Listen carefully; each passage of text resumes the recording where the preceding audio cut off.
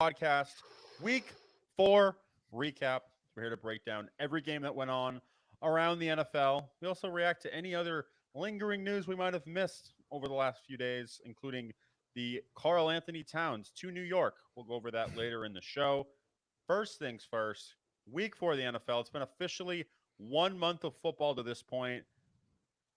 How has it been? I mean, at this point, we got a lot of games to go over, but NFL. It's been a full month. The preseason's officially over for the regular season. Now we're really going to start to see who's legit and who's not legit at this point. Yeah, we're going to see who's legit, who's great, who's not in the season right now. And this finally looked like the NFL was back full steam ahead. I mean, you want to talk about a incredible slate of games that we previewed here right on the show, letting you know that, hey, week 3, the second half of those games showed signs that, hey, the NFL is finally back. The first 3 weeks are typically the preseason of the NFL, and then you start to see teams wither away a little bit and teams start to step it up. Well, this week did not disappoint, starting on Thursday Night Football, where it was a 6-point spread for the Dallas Cowboys. You took the Giants to win. I took the spread. And I took the Giants to cover there, but potentially if Malik Neighbors does not go down in that game, is not injured, we're looking at a severely disappointing game for the Dallas Cowboys. Oh, wait.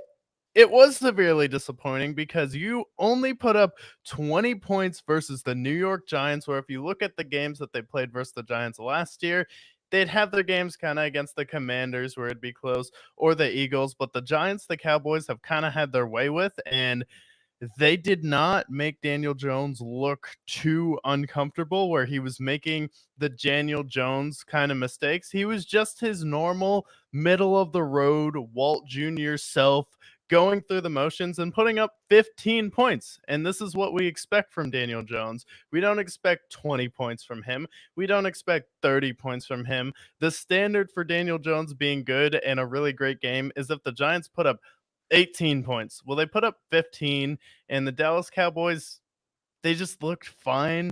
They looked lethargic. It was the Thursday night game, and they escaped with the W, but did it give me any faith in the Dallas Cowboys? No, not at all. Did it give me any more faith in the New York Giants? Not really. Seems like they're just going to be a middle of the road team in a lot of close games, losing most of those close games, which they did to the Commanders and the Dallas Cowboys here. But yeah, not a ton of confidence built for either team in this game. No, honestly, I have more optimism in the Giants after this game than I do the Cowboys. The Cowboys, the media just props up as if they are Super Bowl contenders. Well, with the Giants, I know what to expect. If they're going to win a game, Daniel Jones has to be perfect with not turning the football over, having some decent running, and then Devin Singletary being the top rusher in the league. That's how they've won against the Browns this past couple of weeks. And ultimately, they need their defense to hold the team to 14 points, ideally. That's how the Giants win. They have a formula to win, and it rarely occurs, but when it does, they get the win. For the Cowboys, every problem that we were worried about with the Cowboys over the last pretty much all offseason is coming into fruition. I mean, this was their best rushing game to this point. Rico Doyle had 46 yards. And then after that, it's like it's CeeDee Lamb dependent. It's Jake Ferguson and a bunch of no names. Dak Prescott didn't look all that impressive to me. I know that the media might say otherwise. Their defense, even with all these players that they have on defense, I still felt like the Giants were still getting first downs. I'm more impressed with what I saw from the Giants defense than anything I saw from the Cowboys. And I still think the Cowboys, our prediction that we had earlier this season is that they're going to miss the playoffs. And I still think they're going to. So I'm not really impressed with either team, but I'm more impressed with what I saw with the Giants than I saw with the Cowboys to this point.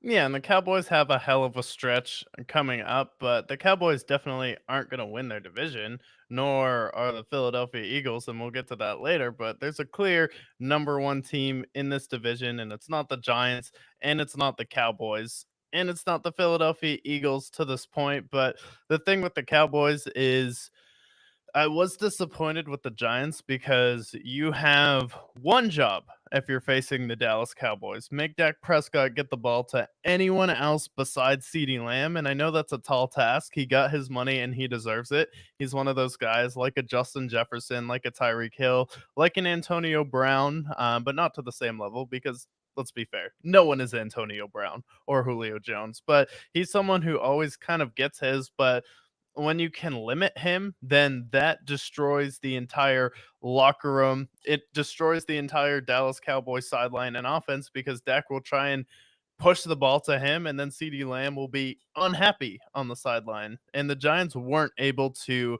contain him. So while their defense has looked impressive, I would like them to see or be able to at least stop the number one threat on an offense. It's like what Bill Belichick would do. He takes away what you do well, and can you play left-handed? And the Giants have not shown that they can make teams play completely uncomfortable and left-handed yet. So their defense is good, but it's not quite to the same level as some of these other elite defenses where, yeah, you beat Cleveland, but beating Cleveland is just treading water and Cleveland will drown itself. You know, if you're in a treading contest, Cleveland will strap the weights around their waist and sink right to the bottom. You really just have to keep playing and not turn the ball over, and you'll beat Cleveland at this point. Yeah, and honestly, like we look at the next couple of weeks for both teams, like the Cowboys' schedule, it gets brutal, and I think that this is when we see the Cowboys start to get buried. The next 7 games are against potential playoff teams. With we have the Steelers on Sunday night, and then the Lions, 49ers, Falcons, Eagles, Texans, and then the Commanders all in a row. That's brutal. Not only the fact that Micah Parsons got banged up in this game, like, and their running game is already terrible. Their defense has not played all that well either. Really, I mean, you think about the Cowboys, the only wins that they have are against the Browns and Giants at this point. And then the 2 playoff teams that they've faced at this point, they've gotten blown out. I know the Ravens game looks a lot closer, but ultimately, like, they haven't played well against good teams. They've always been front runners, but it's even worse this year than it was previously. And then the Giants, like, again, the Giants, the only way they can win is if they play clean football. And they had 2 turnovers in this game, and that's what caused them the game. Their schedule also gets tough moving forward. They have the Seahawks next, who played really well against the Lions, and really they played well all season. Bengals are getting hot finally, and then you face the Steelers eventually. So I think both teams are going to be sinking by the end of that stretch, especially the Cowboys at this point. So yeah, I think that both of these teams are just a mess. And honestly, this game, it was fun to watch. Malik Neighbors is ungodly. He's the next great receiver, but he's already banged up. So that's not good for the Giants. And then for the Cowboys, Micah Parsons went down. So like that's your lifeblood of your defense, and he's gone potentially. Yeah, he'll still be podcasting though. So he still has that second career there. And the Cowboys have always been front runners, and sometimes it's better to not win your division where you probably would have had a better chance to beat the Tampa Bay Buccaneers in the playoffs last year than the red hot Green Bay Packers coming into Jerry World. But when you win your division, you're gonna have to play a lot of tough teams. You're gonna have to play teams like the Lions coming up here. And then you're also facing one of the toughest AFC divisions. Are you going to beat a team besides the Cleveland Browns in the AFC North? Probably not. Probably No, not. Not many not with how you're teams, looking. not many teams in the East will beat them. Teams in the AFC North, except for maybe the Commanders. I could see the Commanders beating potentially the Ravens, the Steelers, and they already beat the Bengals. So can they beat the Browns? Yeah, I think so. Yeah, absolutely. So that was Thursday night football. And Thursday night football, it's been good so far, but hopefully it's Got a better next week. banger this week. Yeah, we do. Then we go to the 1 o'clock slates. Let's get this game out of the way because it wasn't the prettiest game to watch. But Patriots and 49ers, I mean, what did we expect? The Patriots went down 20-0. That's it. You score over 20 points against the Patriots, they're not going to do much.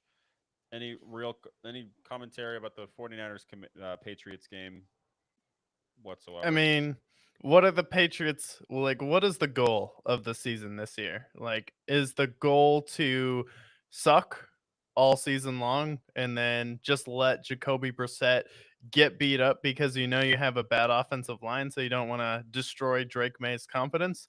Like, is that what is going on here? Because now, with Drake May just sitting on the sideline, it begs the question with New England, are they kind of just a man without a country right now, wandering around middling through the NFL with no real goals here? You had Christian Gonzalez get banged up again, and then this defense has not looked like the same Patriots defense. And it seems like the longer the season goes on, the more Gerard Mayo gets exposed. Now, this isn't a terrible defense. It's not by any means or stretch of the imagination the worst roster in the league yet.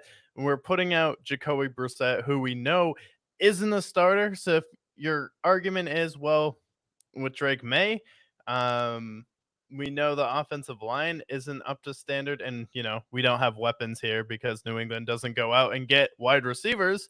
So we're just sitting him on the bench this year so we can get a higher draft pick. So I really just don't understand what the goal for New England this year is. And then for the 49ers, probably should have beat them worse. Like, there are some stretches where New England looked pretty okay. They tried to make it a game at some point, but the 49ers still like blew them out, but it didn't look like a classic complete wall to wall ass kicking like it should have. Didn't look like the Jets game, and it seems like also with the 49ers, each game they play, they get exposed a little bit this season. They look a little bit worse this season. Yeah, and they're playing kind of sloppy too. I mean, Brock Purdy threw a pick. Okay, whatever. They had 3 fumbles in the game. Ultimately, what's kept them alive, I feel like Jordan Mason just playing out of his mind is what's been keeping them afloat to this point. I think they were really excited to see the Patriots on their schedule after losing 2 straight. But yeah, I think you're right. Like, you look on paper, 30-13. All right, they took care of business, but this is a 49ers team that if this was last year, they would have won 45 nothing or something along those lines. They would have dominated. Patriots, they've tried their best to be competitive. They just don't have a good enough roster. But the 49ers, I haven't really been all that impressed. We'll go over the grades for each team next episode. But to this point, the 49ers have just been kind of treading water, it feels like. And they've also had a lot of injuries, too. Yeah, they've had a lot of injuries, so it's going to be a tough, long season for them. But for them and the Patriots, and it begs the question: like, is this just like a punt year for Gerard Mayo? Like, do the Patriots like have an understanding that we are going to suck this year because they looked good in Week 1 versus the Bengals? I guess everyone looks good in Week 1 versus the Bengals, but now it seems like the Patriots are getting worse every single week. Where I feel like if you have a good coach, you should be getting better, right? Then that was a concern Yeah. you had coming into the season where you're kind of skeptical about Gerard Mayo. Really haven't had any strong opinions since then. Do you think he's the right fit for the Patriots team, or do you think they just, all right, well, Bill Belichick wanted us to hire Gerard Mayo. We'll give him a try for a year. If it doesn't work out, sorry, we're going to move on and get Mike Vrabel because we promised him the job. Honestly, it's going to come down to this next 3 weeks because it's Dolphins, Texans, and Jags. So you have two terrible teams that are in there. And if they look especially next week, if they look terrible against the Dolphins, who looked pathetic, honestly, not even just on Monday night, they've looked pathetic all season, ever since they lost Tua, and even before they lost Tua, they've looked terrible. If the Dolphins go in there and they blow out the Patriots, then I'm going to be like, okay, come on, guys, Tyler Huntley, you can't stop Tyler Huntley. Come on, dude. So Patriots, they have one more week before I can officially bring the knives out for Gerard Mayo. So far, it's hard for me to grasp it because I think that the 2 teams that have blown them out are 2 teams that are better than them. The Jets, Aaron Rodgers, like, he's a veteran, he's a Hall of Famer, whatever.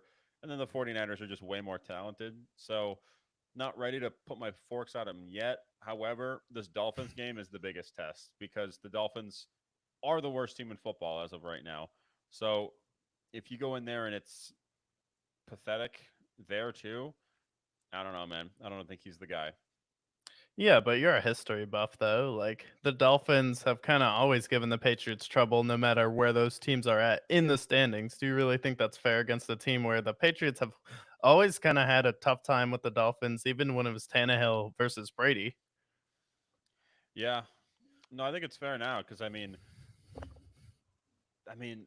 like the quarterback situation's a nightmare.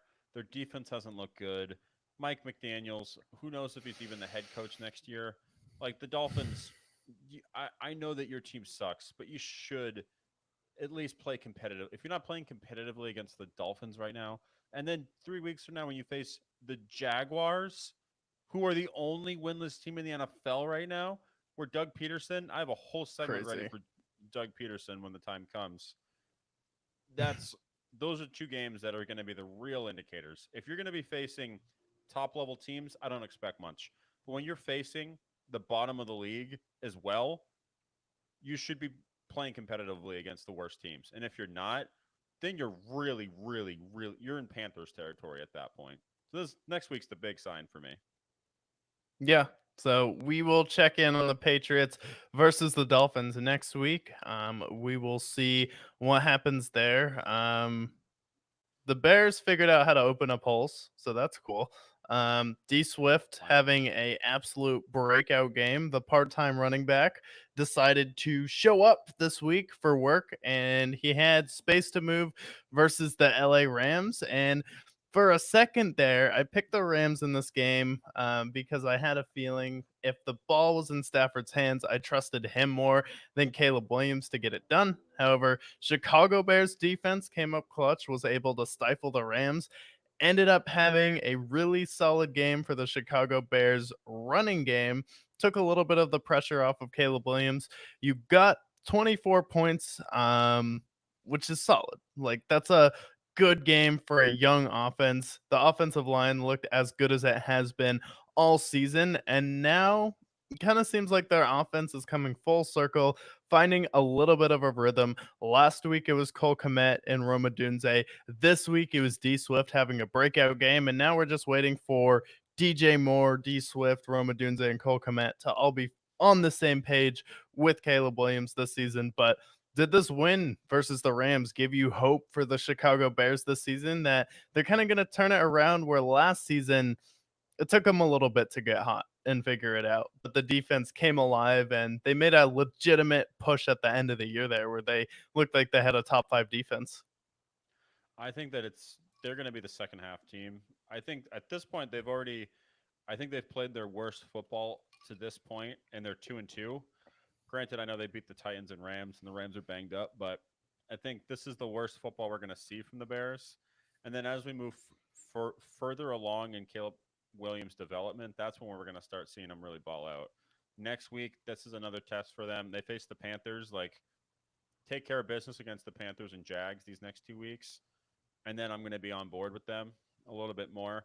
I think we're going to see the Bears start to rattle off some wins because it goes Panthers, Jags. They face the Commanders, which will be tough, and then it's the Cardinals and Patriots. These are four of the five, or at least four of the top six worst teams in the league right now, and the Cardinals can't stop a cold at this point. Their defense is terrible. So really, like the next 5 weeks, if they're 4-1 and they're looking at 6-3, now we're looking at like potentially a division winner potentially. Yeah, and they can definitely compete for the division simply because of their schedule. And out of all of those games, you should really only lose one of those. So you should be able to be at a point where you potentially look up and suddenly the Bears are 6-3 and are going to have a really smooth path to winning the division. You just have to split with some of these teams in your division, like the Lions, the Packers, and the Vikings. And they've given the Lions a lot of trouble the past few years, even with Justin Fields and their defense. I think they can take a game off of the Vikings and potentially the Packers. I know the Packers own a piece of the Chicago Bears there, but I definitely think that this was a turning point for the Bears.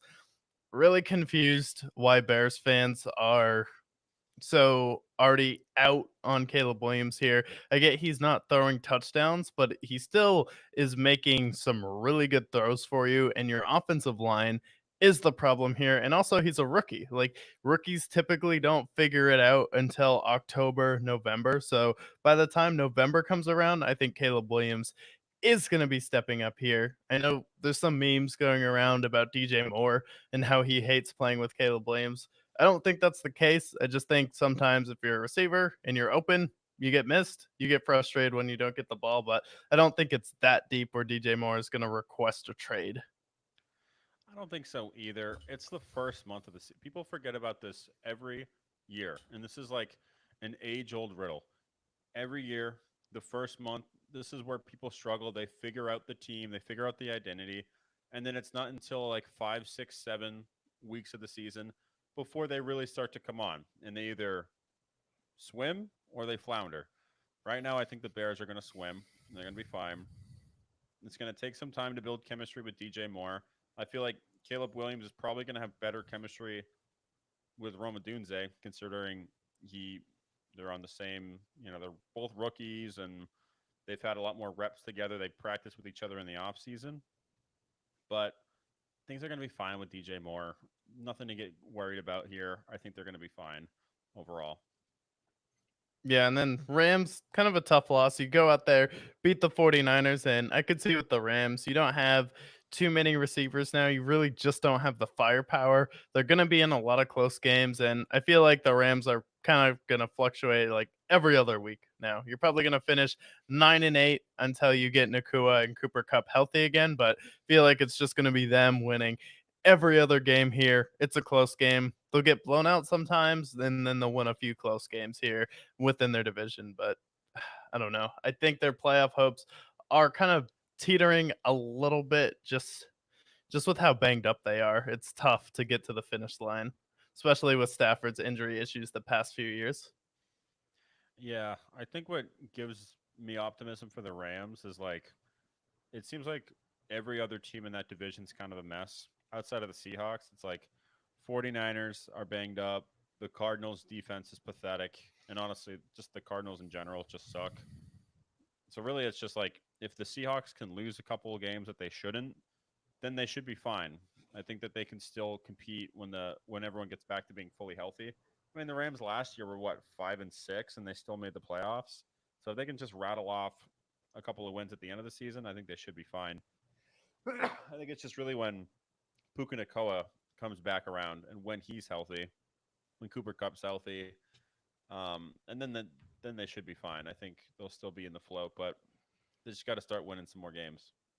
Yeah, you got to start winning some more games, and there's a few other teams that need to start winning some more games. And last week, I was talking about what the city of brotherly love represents. It is the city of Rocky. It is the city of passion. It is about risking getting salmonella by drinking raw eggs to achieve a goal bigger than yourself and running upstairs and not looking completely out of it, not looking completely lethargic. I mean, if you're Saquon Barkley, you have to be looking at yourself like, did I actually make the right decision? Did I really make the right decision here? Because sure, you're playing with Jalen Hurts right now, who does not look that much better than Daniel Jones this season. Like, I'm sorry, he doesn't. He had one really good year where he went to the Super Bowl. He played lights out. Him and Devontae Smith were on the same wavelength. Him and AJ Brown were on the same wavelength. But when AJ Brown isn't there, they look like the Giants. And it's their offense is Saquon Barkley or bust. Their defense just got destroyed by a Tampa Bay Buccaneers that just got embarrassed by the Broncos of all teams. Like the Broncos went there and handled the Buccaneers. Maybe they underestimated them, but the Tampa Bay Buccaneers just beat them at every single level. I mean, who's their running back? Yeah, they have the gas station running back, Bucky Irving for the Tampa Bay Buccaneers, was running all over them. New nickname, the gas station, Bucky Irving. I mean, what an incredible name. Definitely passes the name test there. And Tampa Bay Buccaneers just did whatever they wanted. Baker Mayfield keeping himself in the top 5 as far as QBR and the MVP discussion. So Tampa Bay got a key win, and I thought they would win this game, but the Eagles now are just embarrassing, and it's sad to watch. What kills me about the Eagles, first of all, there's some stats that we need to know. This is the ninth consecutive game that Jalen Hurts has turned the ball over. He has 27 turnovers since the beginning of last year, which leads the league. He is above players like Daniel Jones. And we love Josh Allen, but Josh Allen, part of the turnover problem as well. Jalen Hurts is the number one turnover king over the last 2 years. And the thing that kills me the most about the Eagles is you look at their team on paper, you're like, oh, Jalen Hurts, second in the MVP a couple of years ago. Saquon Barkley, who genuinely single-handedly carried the Giants offense the last half decade. AJ Brown, I know, is hurt, and I know Devontae Smith is hurt as well, but you still have plenty of talent on offense. Dallas Goedert, he's a top 10 tight end in the NFL. And then on defense, your defense, you have plenty of players that are still bona fide, solid players. And it's not like your front office is bad. Howie Roseman every year amazes me with some of the trades that he's able to pull off. So what's the problem? Is it Nick Sirianni? Is he the problem? Seems like it. That's the first person to blame in these situations. But is it just him? Like, I get the head coach can really affect certain players, especially if you hate them, which it sounds like Jalen Hurts does. But at the same time, you're a fucking professional and you're getting paid $250 million to play a game you love. I understand. We've all dealt with shitty bosses in the past, but at the same time, you're playing the game you love and you're an uber talented player, allegedly. What the hell is going on with Jalen Hurts? Because if you remove the year that he was good, which was 1 year, and there's been plenty of 1 year anomalies in the past, Mhm. what's going on with this guy? I really don't understand. This offense should not be as bad as it's been. This defense should not be as bad as it's been. And I understand, like I said, there's been some injuries. AJ Brown's gone. Devontae Smith's hurt. And, we lost Jason Kelsey in the offseason to retirement. But that alone should not make this team pathetic, which is what they are at this point. Pathetic. And Jalen Hurts is looking, like you mentioned, like Daniel Jones. He's just looking like complete dog shit. I Yeah. can't put my finger on what's wrong with this team, but there's this certain stench in the city of Philly, and I know it's not just their god awful cheesesteaks. No. Yeah, I mean, shots fired there at the cheesesteaks, but oh, let me put a ton of cheese on a steak. Oh, What makes cheese it was on so our good, right? steaks? It's what cheese Yeah. was on our steaks. Disgusting. Fucking Oh man, we disgusting. can't go to Philly anymore. Oh wait, I never wanted to because why would I ever want to go to Philadelphia, If I wanted to go to Pennsylvania? Philly, One of if the I wanted to worst go to states to Philly, drive through. if I wanted to go to Philly, I would go to Boston, where they actually win. Thank you. Yeah, exactly. City of champions is what Boston is. Maybe we can't build roads, but we can build champions. Maybe we can't build a grid that makes sense, but we do have the most championships in football. We're tied with the Steelers, and the Celtics have the most championships in the league. Red Sox once every 5 years are good at least. And then with Jalen Hurts, the problem with him is he had one good year, but he wasn't like good in college. Like he wasn't a good passer. He was good at running the football, and who took his job was Tua. Like that Yeah. was the guy who got replaced by in college, and then the media ran this propaganda campaign for us to buy into Jalen Hurts about his leadership. Look at how much he can squat, and like, okay, that's all great, but can you be like a leader on the football field and not turn the ball over? Because now Jalen Hurts has had one good year and he looks like Russell Wilson if Russell Wilson was never good and Russell Wilson was always the Russell Wilson in Denver that we saw in the last 2 years in Seattle. Like he Yeah. does not look like a franchise quarterback. I mean, Jared Goff looks better than him. Baker looks better than him. He's on the same level as Deshaun Watson this season. Yeah. No, you're kind of right. The thing that I've noticed with Jalen Hurts, I had to look at how old he was. He's 26 years old. Why does he look like he's already in his 30s? Like, he already looks like he's lost some of his mobility, and he hasn't had any substantial injuries, to my understanding. So why does he look like he's already in his 30s and he's already past his prime? This is a guy that had one good year, a year where he was second in the MVP. If he didn't get hurt, he probably would have won the MVP. Last year, just threw a bunch of picks. Team was just fell apart at the end of the season. I think if people are going to preach him on his leadership, I feel like these last 2 years have proven that he's not a good leader. I mean, your team was 11-0, and your team completely collapsed the second half of the season. And then this year, just bad vibes everywhere. If you're a good leader, I understand we don't expect you to split the Red Seas for fuck's sake, but your team should not be as pathetic as it's been for the last, because it's really going on, what, 10 consecutive games now where they've Mhm. just been terrible. They got blown up by the Bucks in the playoff game.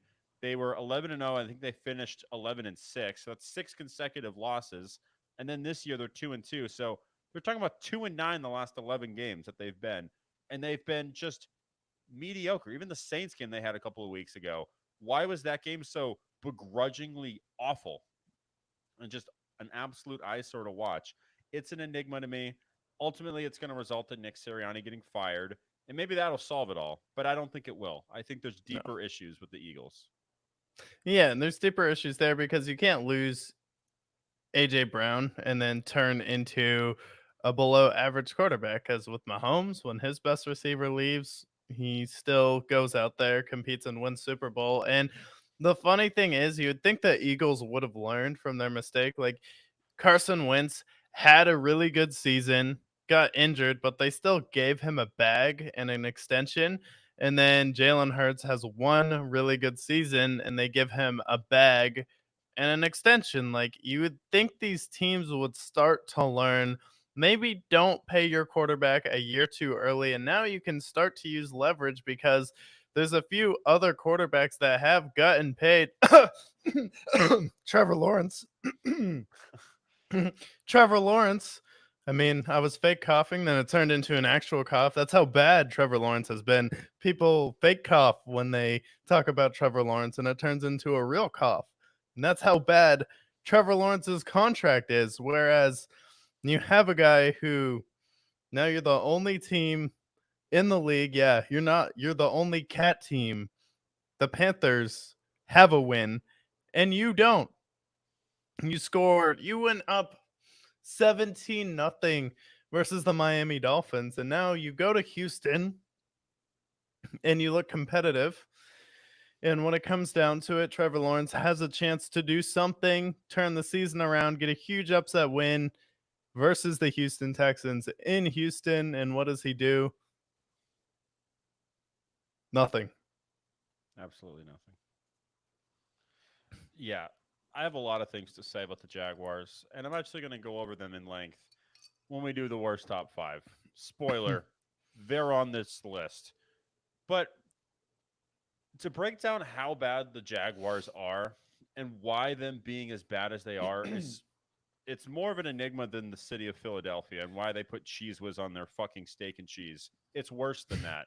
It's worse than the Jaguars doing Urban Meyerville almost. And now they're doing Trevor Banks Stadium or whatever the fuck they called it. Yeah, Trevor Bank. Anyways, Trevor Banks Stadium. My real enigma now becomes with Doug Peterson. And I'm going to save some of the stats that I've cooked up for myself because I'm going to save this for the worst top five. But we have to ask ourselves now, is Doug Peterson the Jalen Hurts of head coaches? Because, good God, if it wasn't for the most miraculous playoff run in the history of the NFL, more miraculous than the 2007 and 2011 Giants. It's more miraculous. If you said to me, the MVP of that year gets hurt, he goes down, and then a career backup in Nick Foles just decides to play like Jesus Christ himself, goes on an absolute Joe Flacco tear, and they win the Super Bowl and beat the greatest dynasty in the history of the NFL. If you remove that year, the year that is clearly an anomaly in any other sense of the word, you want to know Doug Peterson's record? He's 47-54. He's won 2 playoff games. You want to know the 2 playoff games he won? He won the Cody Parkey game where they missed a 40-yard field goal, where the Bears won that game if it wasn't for a missed field goal. And then it was the Chargers 27 to nothing crumbled lead, which is more on Oh, the Chargers and God. Brandon Staley than it is on the Jaguars. So that's basically what it's been since then. And they currently have the worst point differential, not named the Carolina Panthers and the Miami Dolphins.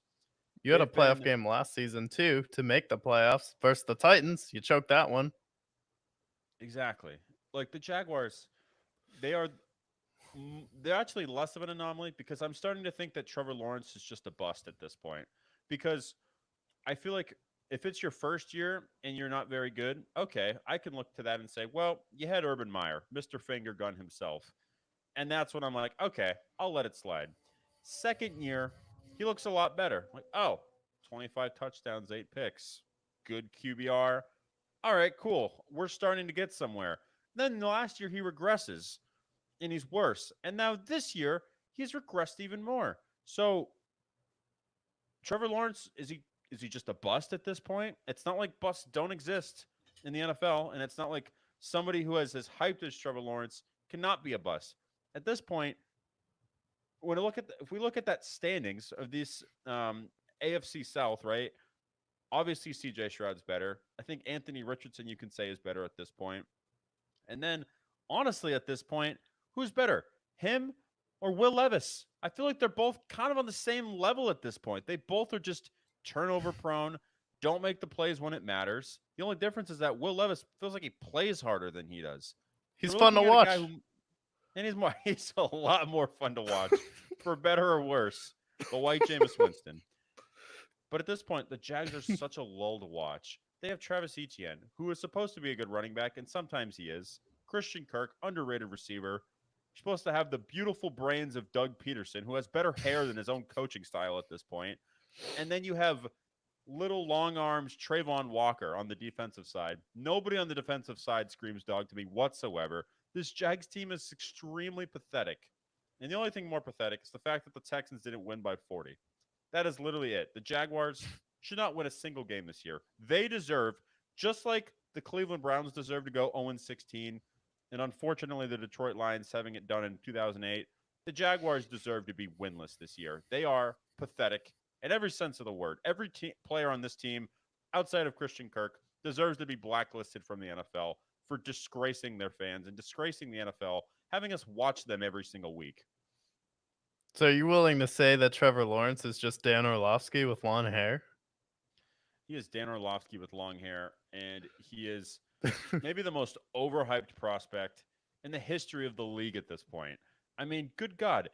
You've played 4 games, you've thrown 4 touchdowns. Your completion rating has just completely obliterated itself, and your QBR is below 80. Below 80, and you're the first overall pick in this draft. You're the prince that's promised. You're one of the most overrated first overall picks I've ever seen. I've been watching football for 20 years, and I've never seen somebody who they anointed to be as the best player in the league and has been a below average quarterback, which is what he's become. He is below average. He's not good. Yeah. And they just gave him $250 million. I mean, good for him. He got paid, and as Trevor Lawrence said in the press conference after they lost, he's like, "Yeah, I don't know what happened, man. We Never. had we had good OTAs, we had a good training camp in preseason. Like, I don't know what happened." And the funniest thing about Trevor Lawrence is, have you ever seen him try and give a motivational speech? Yeah. It's He's literally there in the huddle, awful. like, "All right, guys, so we gotta go out there and we gotta win, man. Like we just gotta go out there and do it. It's like the check mark. It's like Nike, we just gotta go do it. All right, ready? Do it on three. 1, 2, 3. Let's do it, guys. Break." Yeah. I'd rather see Jameis Winston like eating a W. At least he's trying. It's over the top. Maybe some people think it's cringe. I think it's funny. But Trevor is just like, "Yeah, man, let's," like, he's not gonna fire anyone up. And usually teams take on the personality of their coach and their quarterback. And wow, it's just disheartening that you're paying this guy 250 million. Like this franchise is just going to die for the next 10, not 5 years, 10 years. Who is Yeah, you going know to what? save the Jaguars?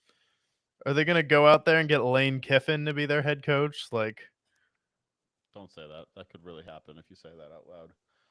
No, what's going to happen? They're going to have the first overall pick, and then they're going to have a really tough decision ahead of them. Do they want to go with Mr. Mediocre, or do they want to get him like, I don't know, an offensive lineman who they can't draft, or go after a defensive player who has longer arms than Aiden Hutchinson? Like, what are they going to do? It doesn't know. You want? I want to touch on the pregame hype speech as well, because it honestly sounds like you're at a vape shop and he's trying to give you life advice, because that's exactly what it feels like when Trevor Lawrence is in the huddle and he's like, "Hey man, like you gotta like just sometimes you guys we gotta like lock in, and he we sounds just like gotta be." Dustin. Yeah, he sounds like my friend Dustin, who at one point worked at a vape shop, so makes sense. Trevor Lawrence, his pregame hype speech is like as if the guy at the vape shop is giving you life advice. It's exactly what it's like. Absolutely treacherous, and good for the Jaguars. They're going to be screwed like they've always been, paying him for the next 5 years, where they potentially he could be a backup at some point by the time that contract is over. Honestly, Mac Jones might be better than him at this point. Oh no, don't say that. Yeah, like is Mike Jones going to come in and light it up? I don't know. At this point, he might. I mean, could he do the same as Trevor Lawrence? I mean, could he do less is the real question, because what has he done? He hasn't done anything this year. He's completed 50% of his passes. Can he throw a touchdown a game? Maybe. Can he throw an interception or fumble the ball once a game? Probably. So honestly, I think he can do just as much as Trevor Lawrence at this point. Trevor Lawrence is more Yeah. talented, but to do more than him, I don't think it will be very hard. Yeah, well, he'll be doing a lot of golf, which he'll have time for. But does it worry you that this was a close game and that the Texans did not stomp them out, or do you think that this is just kind of a close divisional game? They usually play each other close. Last time the Jags were in Houston, they walked out with the W. Yeah, it doesn't worry me too much. I mean, I think they really missed Joe Mixon. I feel like the biggest weakness last year was their running game. And when he's gone and you're relying on Cam Akers, it's like, even with a team as pathetic as the Jags, it doesn't worry me too much. It's going to worry me when they face like really good teams coming up, the Texans. Like they face the Bills next week. That's going to be a good game. That's going to be a real challenge, because right now their schedule hasn't been all that difficult. Yeah, Um, don't so I'm let the not worried Bills get more yet. than 10 points. Ooh, scary. Yeah, but I mean, to this point, they beat the Colts, the Jags, and the Bears, three teams that haven't really wowed me. And then the one team that they face that is hot, that annihilated by them, I got to see more from the Texans. I'm a little worried, but I wouldn't say I'm like pressing the panic button yet. Yeah, I'd say give it time. They came on strong at the end of the season, and with some of these teams, sometimes it just does take until like mid-October or November for them to really ramp it up, and some teams do pace themselves. So we'll see with the Texans, especially the Texans. They're in a situation where they're going to win their division. Maybe the Colts will give them a scare at some point, but everyone knows that the Texans are going to win that division, and they're not going to have too much competition really within their division, or get any pushback except for maybe the Indianapolis Colts, who their defense has looked really good. The rookie that they drafted has been electric, making plays in the backfield consistently on the defensive side of the football for them. And then Anthony Richardson goes down again. No problem. As soon as Joe Flacco comes in, we get a Josh Downs sighting, and Josh Downs starts to light it up. Joe Flacco starts to pick up exactly where he left off last season, except he has a better head coach potentially, or he has better offensive weapons with Jonathan Taylor, Michael Pittman, Josh Downs, and Alec Pierce. Colts could be really scary with Joe Flacco and Anthony Richardson, and their defense this week was really impressive, and their defense has been able to slow teams down even when the Packers beat them. Packers didn't put up a ton of points, then they were able to hold the Bears down under 20 points last week, which is tough to do against any NFL team. So Colts trending up in this game. Yeah, Joe Flacco stepped in right where he left off, played excellent football, touchdowns, no interceptions. Jonathan Taylor didn't even have his best game. I mean, he had 88 yards, but he didn't do anything overly ordinary. And then honestly, like even the Steelers, it wasn't like the Steelers offense was back to old Steelers ways. Like they moved the ball and they were still like the Steelers offense still looked competitive. They made some mistakes and that's ultimately what cost them. But I still believe in the Steelers from what I saw this year. And then yeah, the Colts. I mean, if Joe Flacco can do what he did last year and continue on like what he did this past game, the Colts are going to be definitely in the playoff mix. They'll definitely be in the wild card picture. And honestly, like I feel like they moved the ball a little bit better with Joe Flacco than they did with Anthony Richardson. Um, just a little bit more accurate, push the ball down the field a little bit better. But yeah, Colts are a good team. I liked what I saw from them, and really good win against a Steelers team that's looked really good to this point.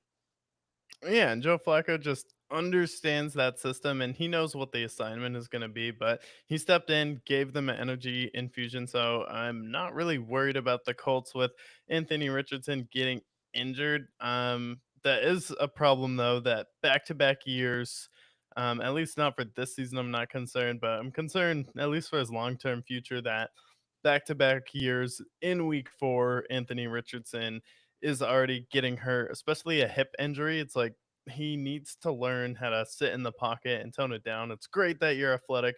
It's great that you can do all of this with your legs, but you need to learn how to do it with your arms, or you're not going to be playing the quarterback position for that long. Like it happens with a lot of quarterbacks. They come and go, can't really figure it out in the pocket, and then their career gets cut short. I don't want to see that for Anthony Richardson. I do think he's talented, but even with Josh Allen, when he looked bad his first 2 years, Josh Allen has never missed a game, really.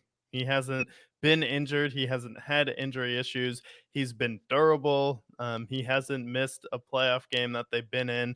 Um, Maybe he's played in some games and it seems like Josh Allen wasn't there, but Anthony Richardson for his team, he has to be there for him. So he needs to figure out a way to stay on the field, whether it's training, changing his exercise routine, his diet, whatever it may be.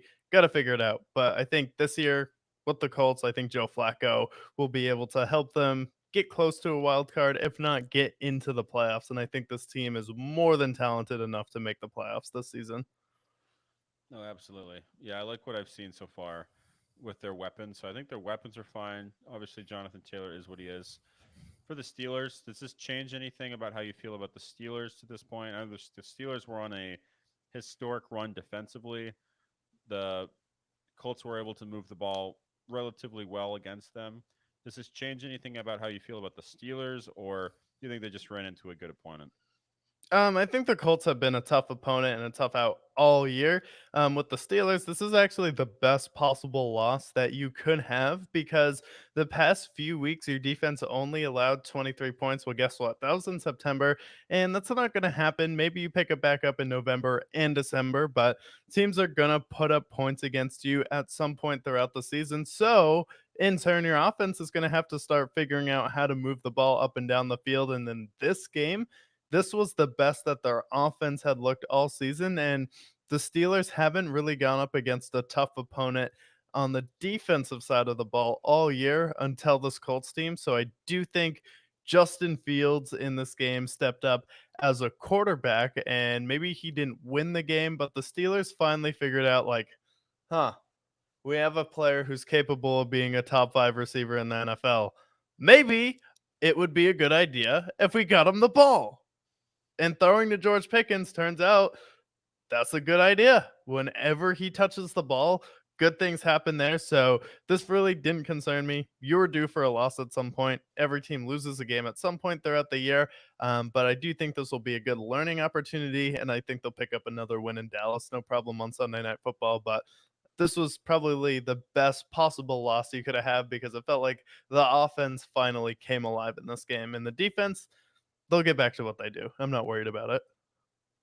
Yeah, I feel the same way. I think honestly it gave me a lot more optimism with them moving forward because it doesn't feel like their offense is a fluke either. Like I feel like their offense, Justin Fields has been a good passer. He's starting to be less of a mobile quarterback and more of a guy who can stand in the pocket and make the right reads, which we've been waiting for with him. And I feel like now we're finally seeing it.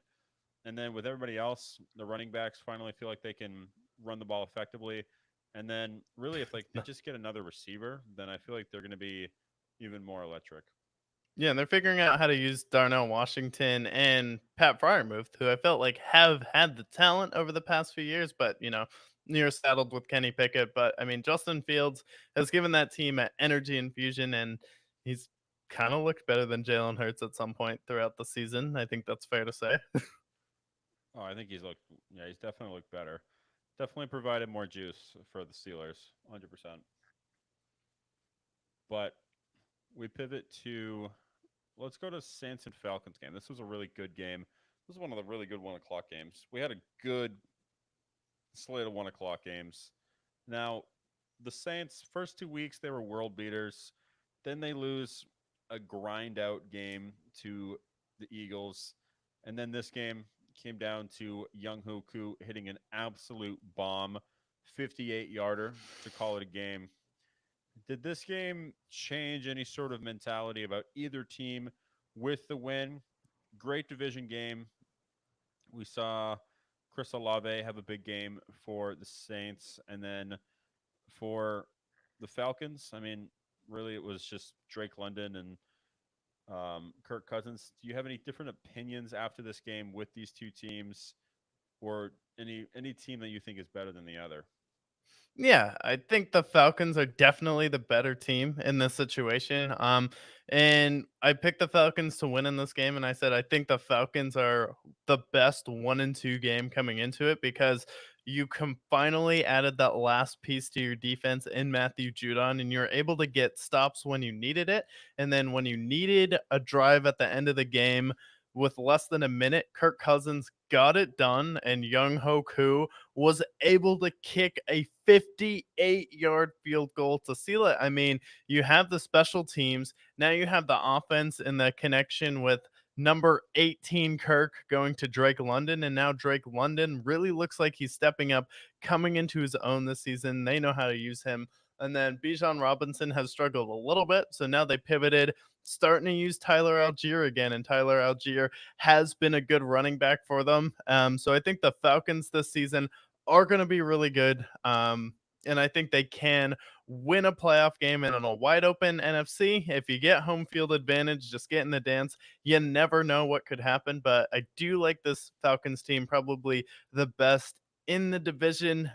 So you're right there with the Tampa Bay Buccaneers and with the Saints. I feel like you're just a little bit worse than them, just because I do think Kirk Cousins is better than Derek Carr. And when your offense can be stopped by, okay, is Rashid Shaheed going to have two 60-yard bombs in this game? No? Okay, then you're going to lose. I mean, that's not sustainable if your offense relies on a go route. I'm sorry, but they're not going to win consistently if that's what your offense is going to rely on. Now, I think this could be still be a 9-8, 8-9, 10-7 team, and I still think they're going to be in that range. But did I think that just because you dropped 40 points in the first 2 weeks, technically the preseason of the NFL, no, you're still not the best team in the NFL. Maybe you're the best team in week 1 and 2, but you finally came back down to earth. Now, the real question with the Saints are how are they going to rebound from here? And can we figure out something besides just bombing it downfield to Rashid Shaheed? Because you have the talent on your team to do it. Your defense is good enough, but can Dennis Allen figure out the offense? Because he kind of threw them under the bus and ran them over in this game. Yeah, I think that they're capable, and I like, I think they have all the talent to have a good, efficient offense. I mean, first 2 weeks proves that to some extent, but ultimately, like, you lose to the Eagles, you lose to the Falcons. Now you face the Chiefs next week. Like, you have a pretty tough slate of games coming up the next month. You could realistically be 2-4 or I'm sorry, 2-6 or 3-5 by the end of it. But you got to figure it out quick because I mean this division it's going to be highly competitive, and hell, even with the Panthers with Andy Dalton, they've looked better with him. So honestly, like this isn't a gimme division by any means. So you gotta lock in quickly, or else this team is going to flounder pretty quickly under the pressure. Yeah, for sure. But I do think this is going to be a competitive division. I had this game circled on my week 4 calendar coming into it, and man, it did not disappoint at all, especially with the end of the game being a 58-yard field goal back and forth. And hey, the Saints did do enough to win this game, but the Falcons had some unlucky breaks in their past few games, especially in that Chiefs game. This is a team that should be 3-1, and now they have another epic showdown on Thursday night versus the Tampa Bay Buccaneers. That may be the best game of week 5. I mean, this game already has a lot of important meanings and ramifications for the NFC South. So I think this will definitely be a fun division to monitor throughout the season. So looking forward to seeing the Falcons progress throughout the year. Yeah, and we might as well, since we've already talked about the Bucks game and this game here, might as well talk about the Panthers game. I mean, the Bengals get their first win. They're no longer winless. Andy Dalton again could push the ball down the field. Chuba Hubbard ran the ball pretty well. Panthers lost, which I think was inevitable, but Bengals get their first win. Panthers don't look nearly as bad. Thoughts on Bengals and Panthers game? Uh, I'm scared for the Bengals. You know what this team reminds me of in Cincinnati is those New Orleans Saints teams when they didn't have a defense and it was just Drew Brees throwing for 5,000 yards year in and year out. And you know how Drew Brees became number 1 in all of these stats because he didn't have a defense, so he was just throwing the ball all the time. That's kind of what the Cincinnati Bengals team looks like at this point.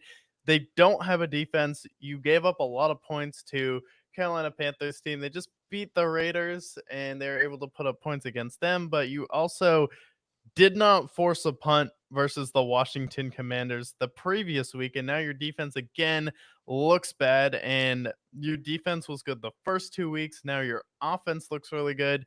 I, I just don't know, like if you play the Ravens or even the Steelers, like it's gonna be tough to win games in this league when you can't stop anybody. So a little bit concerned about the Bengals defense here because your offense looks good again. You have potentially the best Bengals offense we have seen in the Joe Burrow era. I mean, you have the Romanian Rocket now at wide receiver, who's a legitimate 3. I mean, he's been absolutely electric for you as a third. T. Higgins is back, and he looked like he's starting to get his feet under him again. Jamar Chase is doing Jamar Chase things, and now Zach Moss has been an excellent replacement for Joe Mixon, if not better. And he kind of does what Samad J.P. Ryan did for the Bengals, where he's that third down guy that Joe Burrow can rely on to get the ball out to. So I think at running back and your wide receiver 3, you have a better Tyler Boyd, you have a better Joe Mixon and Samad J.P. Ryan, you have a better tight end in Mike Gesicki.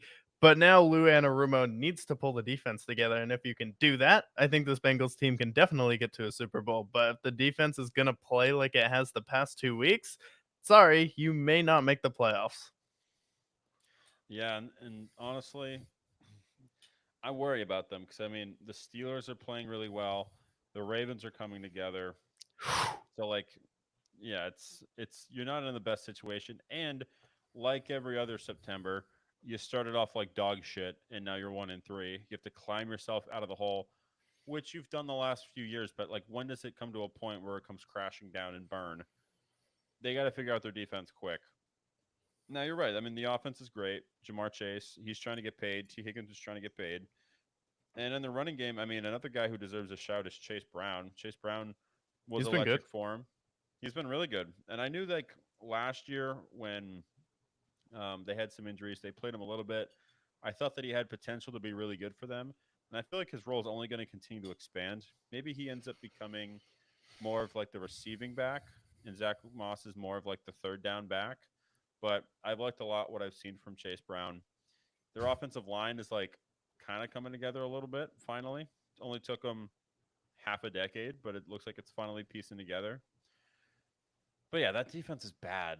Like that defense cannot be that bad. I know they've lost some players, like they lost to Jesse Bates of the world, but you got to lock in. You got to figure it out quick because you face the Ravens this week, and the Ravens, we saw what they did to the Bills on Sunday Night Football. They could do the same thing, if not worse, to you if you don't figure it out quick. Yeah, and the Ravens are on a mission, so we'll see. But at some point we have to stop someone. But you can't fall to 1-4 and lose to the Ravens and just expect to keep doing this every single year. And if you do keep doing this, then you don't deserve to make the playoffs because other teams show up for the entire season. You know? You're not the Patriots. You haven't won a Super Bowl. And usually the teams that don't show up in September, like they have nothing to prove, are the teams that have proven something. I mean, you've gotten to a Super Bowl, but did you win it? No. I mean, fluky things can happen and you can get to a Super Bowl. But you didn't win it. You got outplayed by the Rams in that Super Bowl. So we'll see with the Bengals this year. But again, Joe Burrow, I don't really think this is on him. This is kind of on Lou Anarumo and the defense. You got to figure it out. Yeah, and I'll give some credit to the Panthers. I mean, the Andy Dalton Panthers era, they look a lot more. They look a lot less pathetic, and I think they played competitive. Obviously, they beat the Raiders, then they played competitive against the Bengals. It's like okay, this little run that they're on can't discredit it by any means for them. Andy Dalton seems to be good everywhere he goes. Speaking of the Raiders, oh my god. What a terrible game.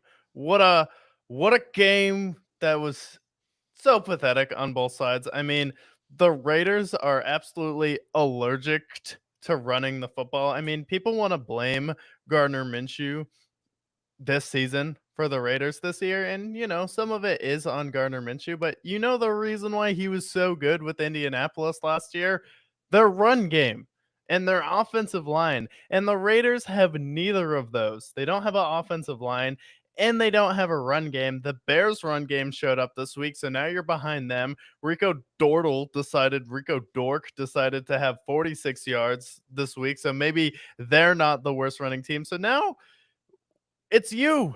You're the worst running team in the league. I mean, I have no idea what they're trying to do. We saw what Alexander Matson was last season, and it wasn't good. You let Josh Jacobs go without a plan. I mean, the Cowboys let Tony Pollard go, and Tony Pollard's okay, but you let Josh Jacobs go because what? He wasn't good last season because he held out. I mean, Josh Jacobs has still been pretty good this year, and you could still use him on your team.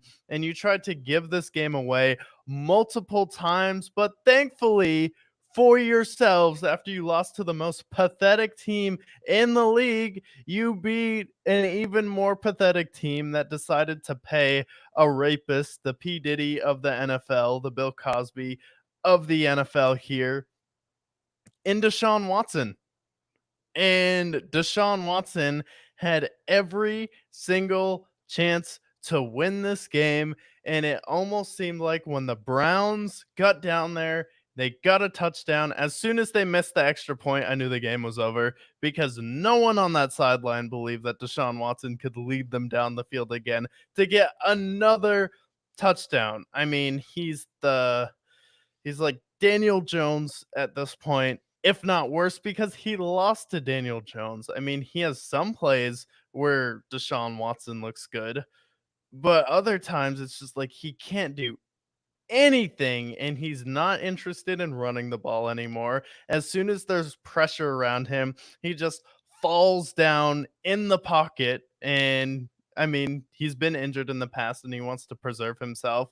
But I mean, you paid this guy, you guaranteed him the most money in NFL history. And as soon as a small wind comes by in the stadium, this guy falls over in the pocket. And you can't rely on him to get more than 21 points. As soon as you miss that extra point and it's not a field goal game, okay, then it's on him to get you a touchdown. And like, he's not going to do it. He's not going to get that big drive. And the defense got a touchdown. The Browns offense, though, without that touchdown, They put up 10 points. Really? That's your $200 million man? And now the Browns, after Baker Mayfield, after Joe Flacco saved them for a little bit last season, they're turning back into the Cleveland Browns team that is inventing and finding new ways to lose games. I mean, this is back to the same old Browns again. You had your run for a little bit, but if I'm Stefanski, I am gone next year. The opening in Chicago is there, heading over there. Philadelphia, Dallas, your services would be better elsewhere, sir. Stop wasting away your career in Cleveland. I agree. The Cleveland Browns, I feel like, you know how I joked beginning of the season that the Panthers were going to be pinned to my worst top five? Well, the Cleveland Browns are going to be there until Deshaun Watson is either benched, cut, or vanquished from the league. Because at the end of the day, my beef with the Browns is the fact that you got rid of Baker Mayfield and you replaced him with a rapist. And that's what he is. And I know that he's trying to escape it, but at the end of the day, there are over 40 women who have said Deshaun Watson, he's a pedophile. He's a rapist. We got to get him like there was 40 women that said something. So it wasn't just a coincidence by any means. And you traded for him and you gave him the most money. So, as far as I'm concerned, even if the Jaguars inevitably go 0-17, I still think the Cleveland Browns are the most pathetic team in all of sports because you had all the leverage. You could have said, how about a prove it deal? Nope. You gave him the most guaranteed money in NFL history when he was a rapist. So honestly, fuck the Cleveland Browns at this point. They deserve to be just as bad, if not worse, than they were in the 2000s. Now, as far as the team itself, outside of the pedophile, their running game, which was once the strength, wasn't all that effective in this game. And then we'll go back to the pedophile, Deshaun Watson. This Is guy, he a pedophile now? yeah, he's a pedophile. Yeah, he's a rapist. He's a monster. He's Diddy of the NFL, but maybe With worse. minors now, too? Yeah, maybe. Who knows? Who knows? Who knows? But Deshaun Watson, my biggest beef with Deshaun Watson, outside of him, being a predator, is the fact that he's just the most obvious doesn't care guy. Like they have him at the press conference last week, and they're like, "Do you think maybe running might spark the offense?" He's like, "I don't run." Like, dude, what are you talking about? If you're a I team don't run. leader, you don't run anymore. It's like, yeah, no shit. Maybe that's why you're so fucking terrible now. So he completely shuts it down. Any other player would be like, yeah, whatever gets the team the win. He doesn't give a shit. You know why? Because he knows no matter how bad he plays, he could go 0 touchdowns, a million picks, and he's still going to make $50 million this year. He could care less. And if the Browns try to get out of the contract, better for him because then somebody else might pick him up or they'll push the payments out and he'll get paid for the rest of his life. Oh, poor thing. He'll still get $250 million. And it shows every single time he plays, he doesn't give a shit what happens. He doesn't care if they win. He doesn't care if they lose. He doesn't care if he plays like shit. Doesn't matter. At the end of the day, he'll get paid no matter what. And he's showing that each and every week because since he's been to Cleveland, he has been a below average quarterback. In fact, he's almost been the worst quarterback in the league.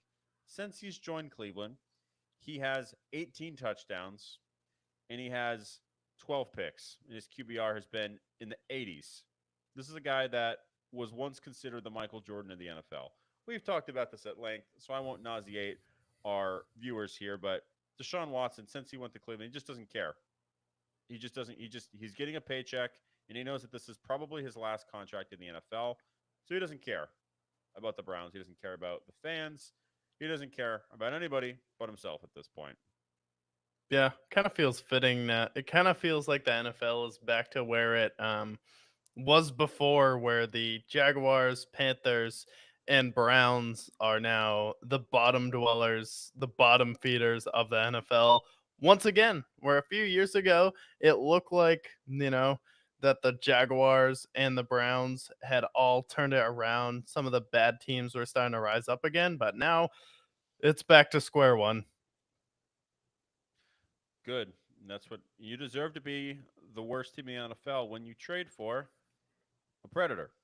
So that's going to be the Browns. Every time I talk about the Browns, I'm going to remind the audience, oh yeah, they traded for a predator when they already had a franchise quarterback. So I don't care. And then as far as the Raiders, like I They don't expect gambled much on from. Baker to take him number 1 too. Like Baker was not the number 1 pick of that draft. No, no, it's probably Sam Darnold. There's probably hell even they had Josh Rosen pretty high. Most It NFL ready quarterback. uh-huh. And then I'll give some flowers to the Raiders. Right, the Raiders they started Gardner Minshew this year. They picked him up, and I'm like, this team, who knows what they're going to be? I don't expect them to be great. I expect them to just be fine. We'll see what happens with them. They're 2-2. I think they're going to probably be 7-10, 8-9. That's my prediction for them. But the running game's terrible. Gardner Minshew has been, what you expect of Gardner Minshew. He has his ups and downs, and this team has been the most turbulent team. They have the high of beating the Ravens, but then they have the lows of getting killed by the Chargers and annihilated by the Panthers. So this Raiders team seems like they changed like the seasons, and now Yeah. they're trying to trade Devontae Adams most likely. Yeah, I mean, if you trade him, hopefully it's for a run game at this point because the thing with the Raiders is if you want this identity of toughness, and defense, well, you have to have a run game on the other side of that to complement it. And Minshew is a slightly above average quarterback. He's better than some people get him credit for, but he thrived last year in Indianapolis because of the run game, because Zach Moss and Jonathan Taylor were both going off last season. So, I mean, if you're not going to have a run game, I don't know what you expect Gardner Minshew to do. Like he's not Aaron Rodgers, he's not Lamar Jackson, he's not Patrick Mahomes. Like he's not going to be one of those guys who's going to elevate your team, but he will thrive if you have a fully functioning offense and you build it around him and play to his strengths. And the Raiders just are not doing that at this point. And that comes down to coaching, whether it's the offensive coordinator, comes down to assembling your team and running it with Alexander Madsen, comes to not wanting to pay Josh Jacobs, who I'm sure would be happier to live in Las Vegas than Green Bay unless he likes the Midwest and the freezing cold winter up there. And if he does, more power to him. But you should have kept Josh Jacobs and moved on from Devontae Adams. Yeah, honestly, this Devontae Adams era has been just uneventful in Las Yeah. Vegas, to be completely honest. Yeah, this team has not been the same since Antonio Brown showed up in a hot air balloon at training camp. Yeah, I mean that really does kind of kill the team. That's something that I think kills a lot of teams. The hot air balloon lore with Antonio Brown. I don't think anybody recovers from that, and especially a team like the Raiders who have been needing something to boost them up, and that just took them back like 30 years. They're screwed for a while.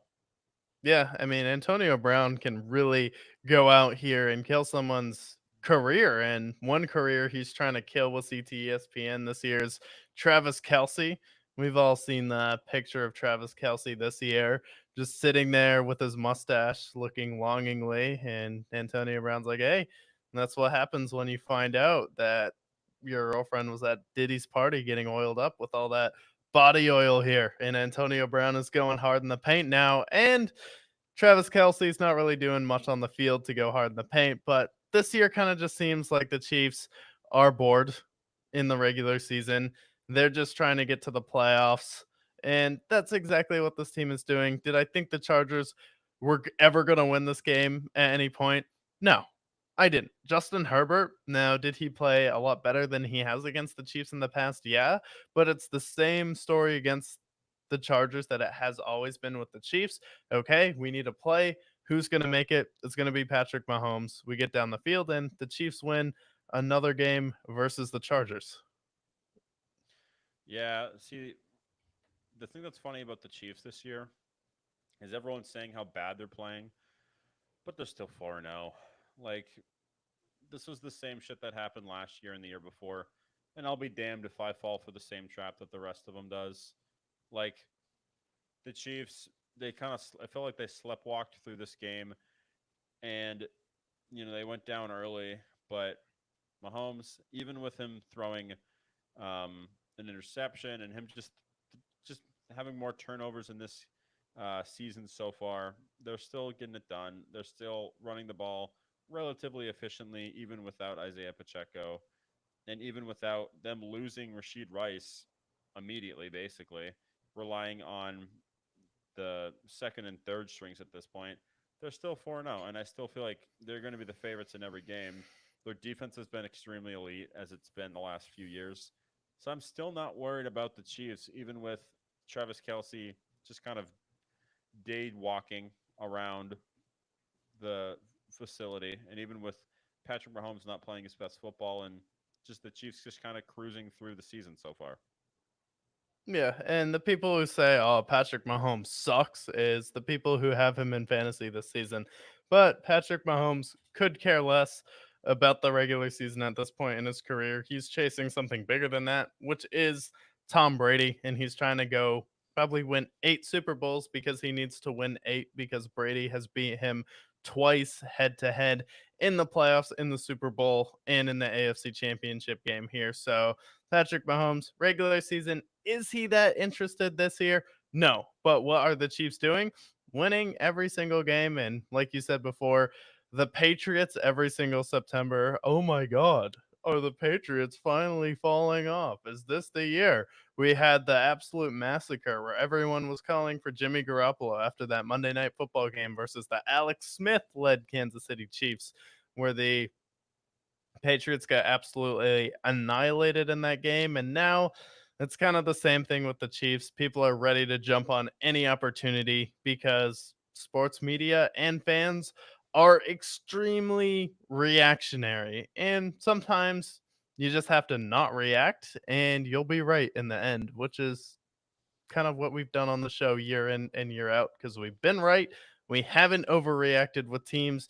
And when you know history, you know how the NFL season works, and you watch September football year in, year out, you know the regular season really doesn't matter for some teams. They just need to get in the playoffs, win their division, and they're still undefeated. There's only one other undefeated left in the undefeated team in the NFL this year, and that's the Vikings. Yeah. And you mentioned us liking history. Here's some history for you. Here's some stats. Patrick Mahomes in the first one, he played his 100th game in this Chargers game. He has the most regular season wins through the first 100 games in NFL history. Most passing yards by over 3,000. Next closest is Matthew Stafford. And then That's he a also has the season. most, huh? That's a Yeah, it's season basic. for some quarterbacks. Yeah, he has nearly 30,000 passing yards already, and he's not even 30 yet. And he also has the most passing touchdowns through the first 100 games in his entire career, and that's the most in NFL history. I think he has 240 already, so he's already passing some of these greats. So Patrick Mahomes is on pace to being the greatest quarterback of all time, and so a Week 4 game against the Chargers is just not a priority for him. Yeah. But we had another really good game this week. So the Vikings jumped out on the Green Bay Packers, and the Packers found a way to come back, make this game interesting. And there was a point here with the Minnesota Vikings, you kind of saw the old Sam Darnold creep back up for a little bit in the fourth quarter, where the Green Bay Packers were able to get some turnovers in the fourth quarter, make it a game. Dontavian Wicks going off in this game. Jordan Love had some bad interceptions in the first half. Not all of them were his fault, but then he just started throwing flames in the fourth quarter to Jordan Reed and a Dontavian Wicks in this game. So I think the Packers got a really solid comeback in this one. And I think Jordan Love coming back, they still have a chance to be in the division. And then the Vikings, they showed a little bit of those cracks where it's like, okay, Sam Darnold at some point this season is going to get exposed. And the Cinderella story, I don't think it's going to go on forever. So I think he's going to completely fall apart like he has in seasons past. No, but he's still like at best Andy Dalton. Yeah, and if he's Andy Dalton, that'll be good for the Vikings. Their defense has played well. However, I think if we're looking at it objectively, I think the Packers are still a better team. They have the better quarterback, and I still think the Lions are substantially more talented as well. So, not a diss from the Vikings. I just think it's obvious. We can look at their schedule coming up and when we expect the fall off to occur because we've been right about that in the past. But looking at this game objectively, you know what? The Vikings are 4-0. Aaron Jones has been a smash pickup for the Vikings. He had a great game against them. And then Jordan Addison returned. He played well. Eventually, they're going to get TJ Hawkinson back within the next month or so. So, Vikings are looking good. Now, for the Packers, I mean, Jordan Love picked up where he left off. Kind of sluggish in the first half, but then goes nuclear in the fourth quarter. I really thought they were about to come back and win that game. They nearly did, honestly. They went absolutely parabolic. And that was with a less than stellar Josh Jacobs running performance as well. So, Packers, I mean, you want to talk about maybe the most underrated 2-2 team in all of football. They lost in South America in week 1 by an inch. And then this game, they almost came back and completely won it against the Vikings. And then in between that, Malik Willis looked like a Hall of Famer. So Packers are the best 2-2 team in all of the NFL at this point. Oh, for sure. And the Packers are going to be a problem, especially in the playoffs. And you still have a chance to win their division because I think the Vikings will have a stretch where they lose some games. And now I thought the Vikings would be competitive, and I thought they were going to be the best good bad team in the league this season. But turns out they're just a really good team this season because they have talent everywhere. Their defense was playing incredible. And then sometimes when you have so much overwhelming offensive firepower, sometimes that just overcomes a really good defense here. And they really didn't need to make too many adjustments. And then Jordan Love was able to take advantage of that. And then just the athleticism of Jordan Reed. They're starting to use him out of the backfield, similar to Debo Samuel. So I think Packers really aren't going to have they're not I wouldn't worry about them cuz some people still don't buy into Jordan Love after he just went in to Jerry World and dismantled the Cowboys, which I think is kind of crazy. Some people think he got his money too early, but out of the people who got paid most recently, let's go through the list. Who would I rather have? Jalen Hurts or Jordan Love? At this point, I'll take Jordan Love.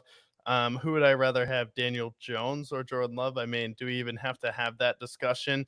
Nope. Dak Prescott or Jordan Love? Jordan Love at this point in his career. Some people will be like, oh my God.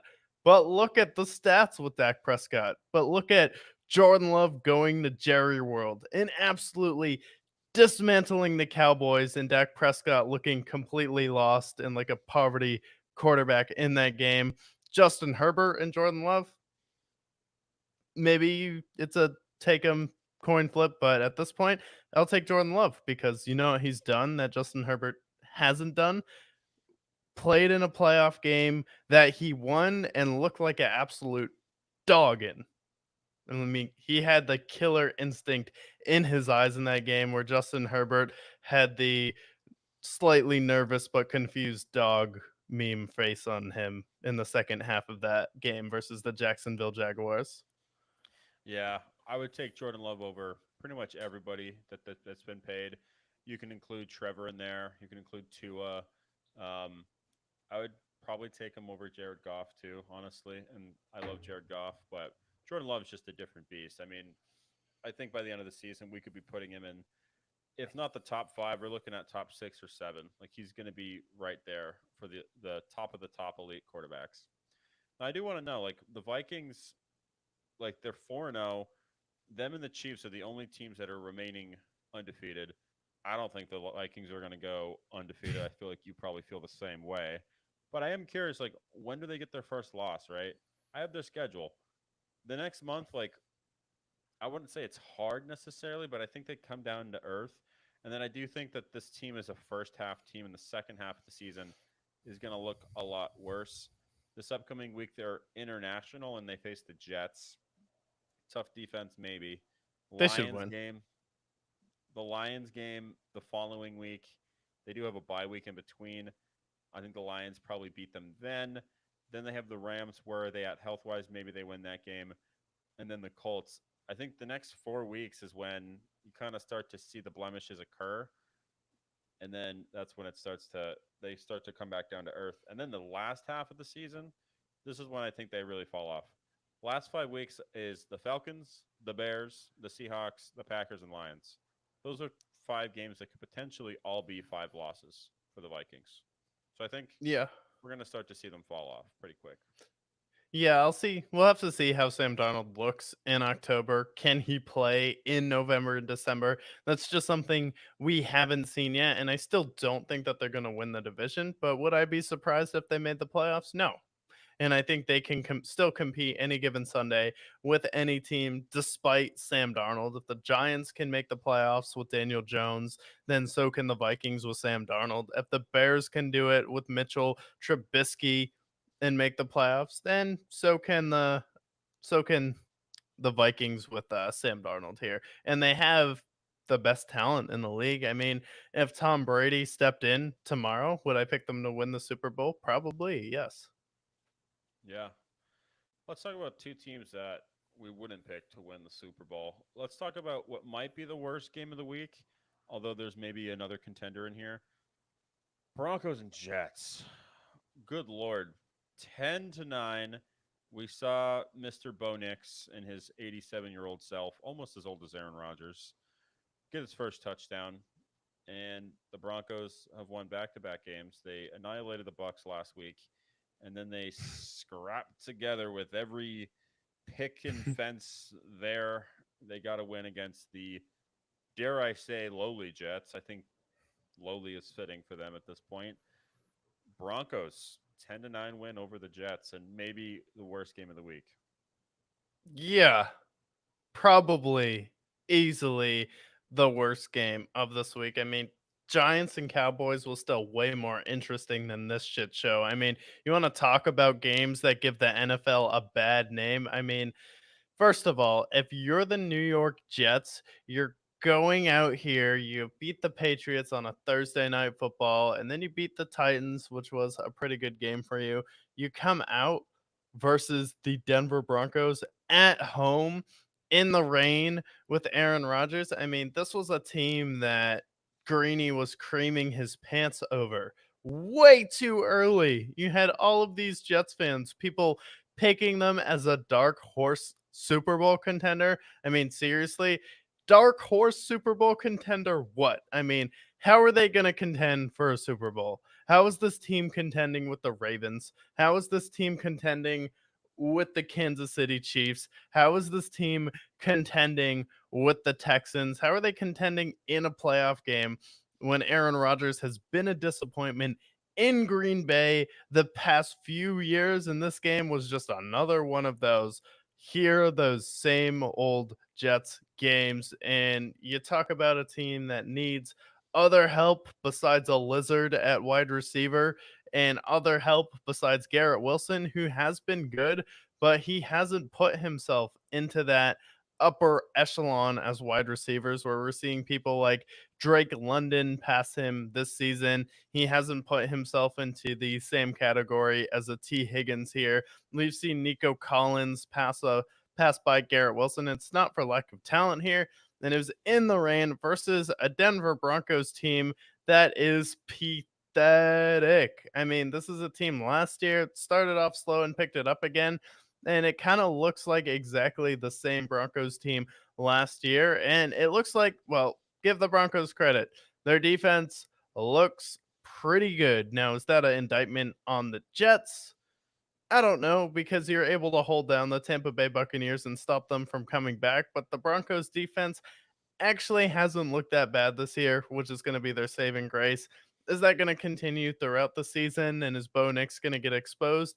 Yeah, probably. But if you're the Jets, you can't be losing these games if you want to catch the Buffalo Bills for the division because you're not going on the road to win a playoff game. That's just not going to happen.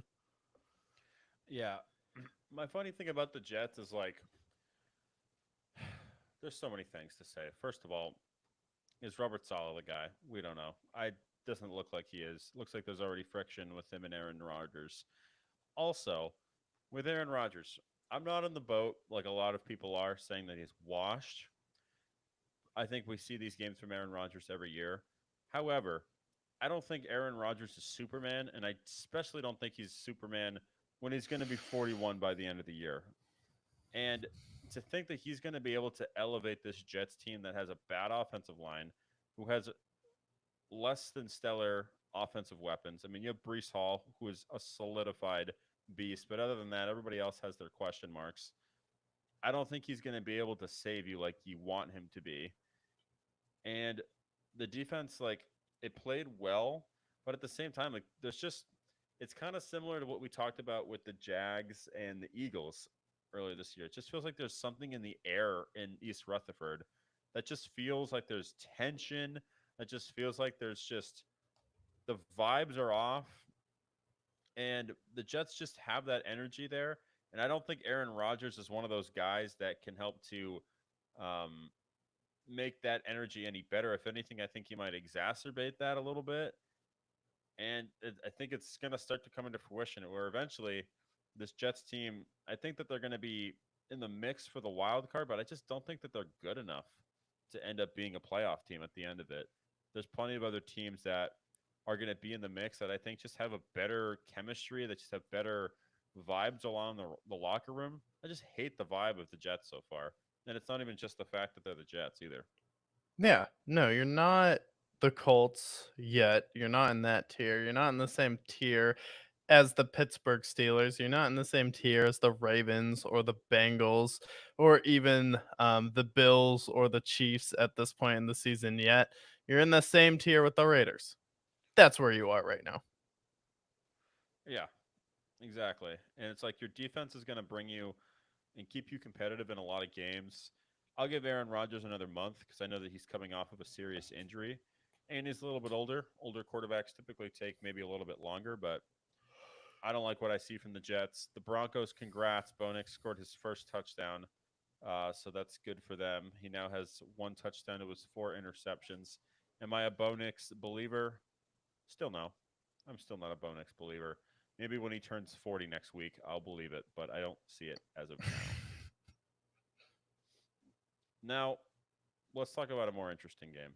Or at least, again, though, it was at least fun to watch. Something that brought optimism to a fan base that desperately needs it, despite the fact that their name is god awful.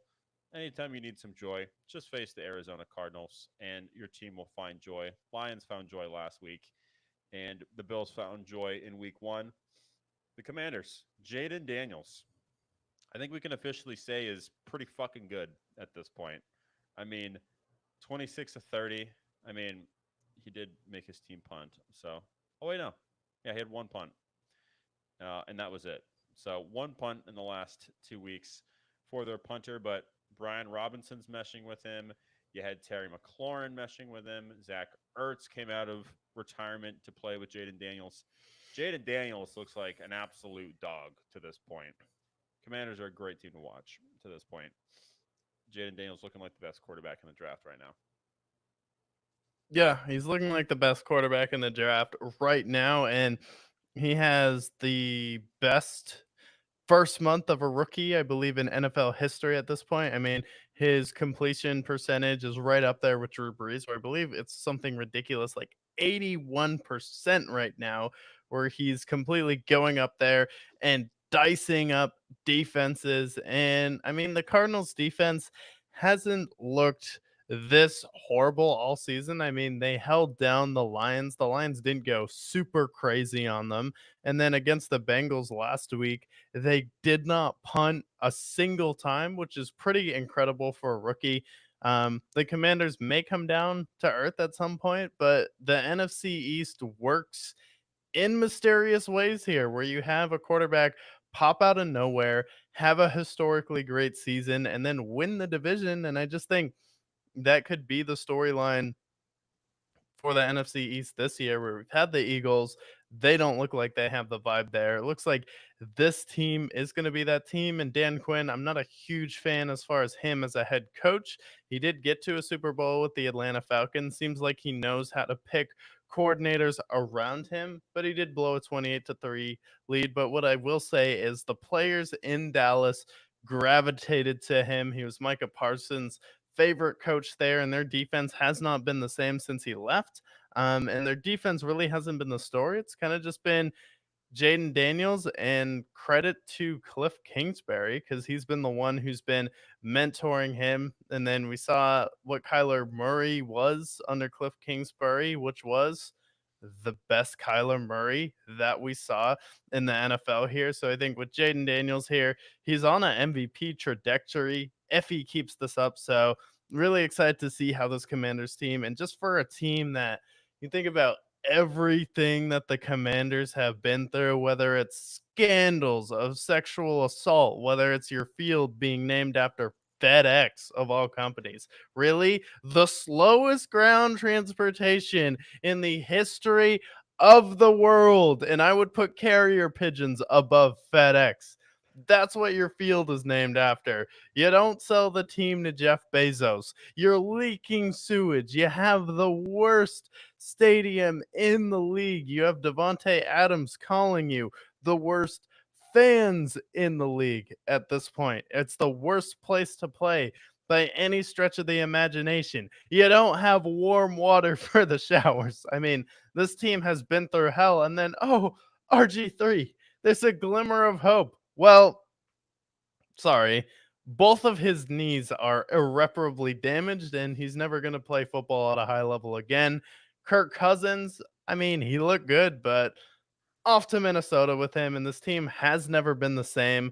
And then you hired a guy with dementia to be your head coach. God bless Riverboat Ron, but just was not the guy for the job. And now you have hope. This is the hope that the Jets were supposed to have. This is what Trevor Lawrence was supposed to be for the Jacksonville Jaguars. This is what CJ Stroud was supposed to be this season. This is what Caleb Williams was supposed to be. And against all odds, it's Jaden Daniels and the Washington Commanders coming out with, so far, the best storyline of September. Yeah, and he's been everything as promised. He's been excellent for them. He's got the highest completion rating in the month of September ever, not even just for a rookie. So that's something that you can't sneeze at there. Everything you mentioned there with the Commanders. Now all they need to do is change that god awful name, and they're back to their glories of the '90s. So good for them. I did want to talk about the Cardinals though. Their defense is god awful. They have a pretty pathetically terrible defense right now. So they got to fix that, um, because right now I don't think they could stop a cold at this point. That defense is pathetic.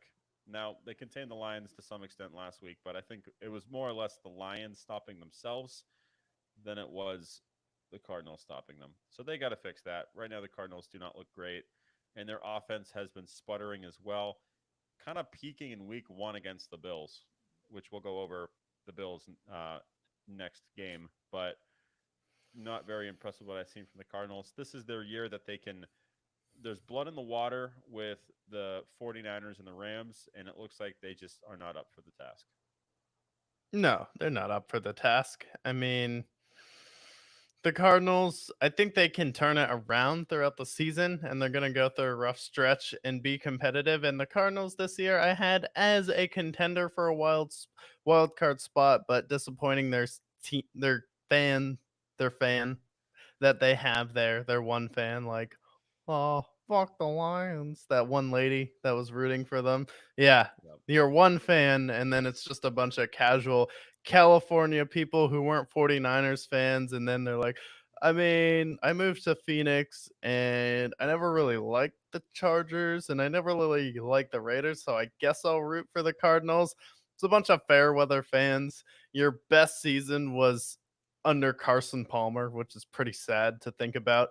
And now you have Kyler Murray there who can't see over his own offensive line or make a slant throw. So I think they will go through some troubles, but I think this team will come alive at the end of the season, but it's going to be rough. It's going to be an eyesore in some of these games. Am I a huge fan of the Cardinals with Kyler Murray? Not really. I just don't think he's a quarterback that you can win with how pathetic he looked in that playoff game versus the Rams. That was a huge red flag for me. And I don't think he's going to be someone that's going to be able to stay healthy. And also a problem is you haven't really been able to figure out a run game this season either. I mean, Trey Benson hasn't got too many touches so far. James Conner has not looked like his complete prime self this season. And then it's pretty much just been Marvin Harrison Jr. or bust on offense. And that's pretty much all you got. And when you are a one trick pony in the NFL, sure, can that last maybe through week 1, 2, or 3? Yeah, but once we get into week 8 and on, teams are going to figure you out and you're going to get exposed. So the Cardinals just need to figure out other ways to win at this point. Yeah, and it's not going to be with their defense.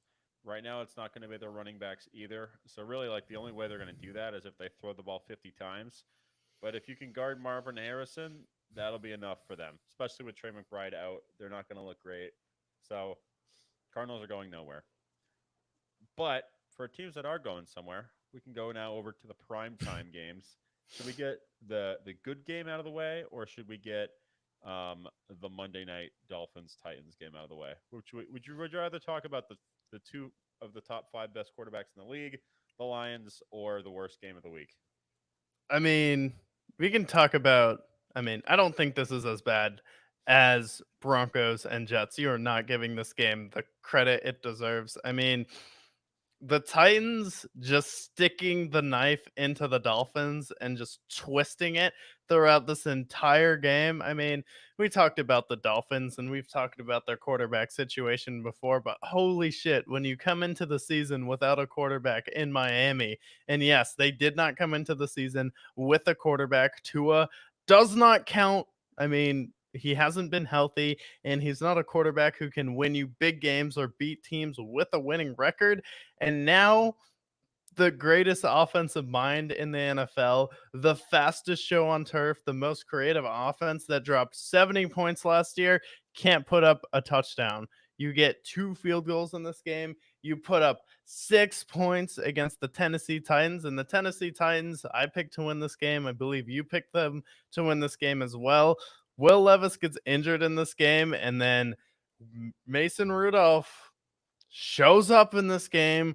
God bless Mason Rudolph, and he's just one of those quarterbacks who's one of those veteran quarterbacks that's kind of just hanging around the league. And when they step into a game, sometimes they just have a really good game or two and can infuse some life into their team. So Mason Rudolph coming out, giving the Titans some life. It was the best that their offense looked all year, and the Titans looked like a legitimate NFL team that could give a lot of other teams problems in this league. So credit for the Titans for coming out, sticking with Mason Rudolph, and getting it done in this game. Maybe Will Levis getting injured is a blessing in disguise. You never want to see a player go down, but he needed to take a step back and settle down a little bit, I think is a good way to put it.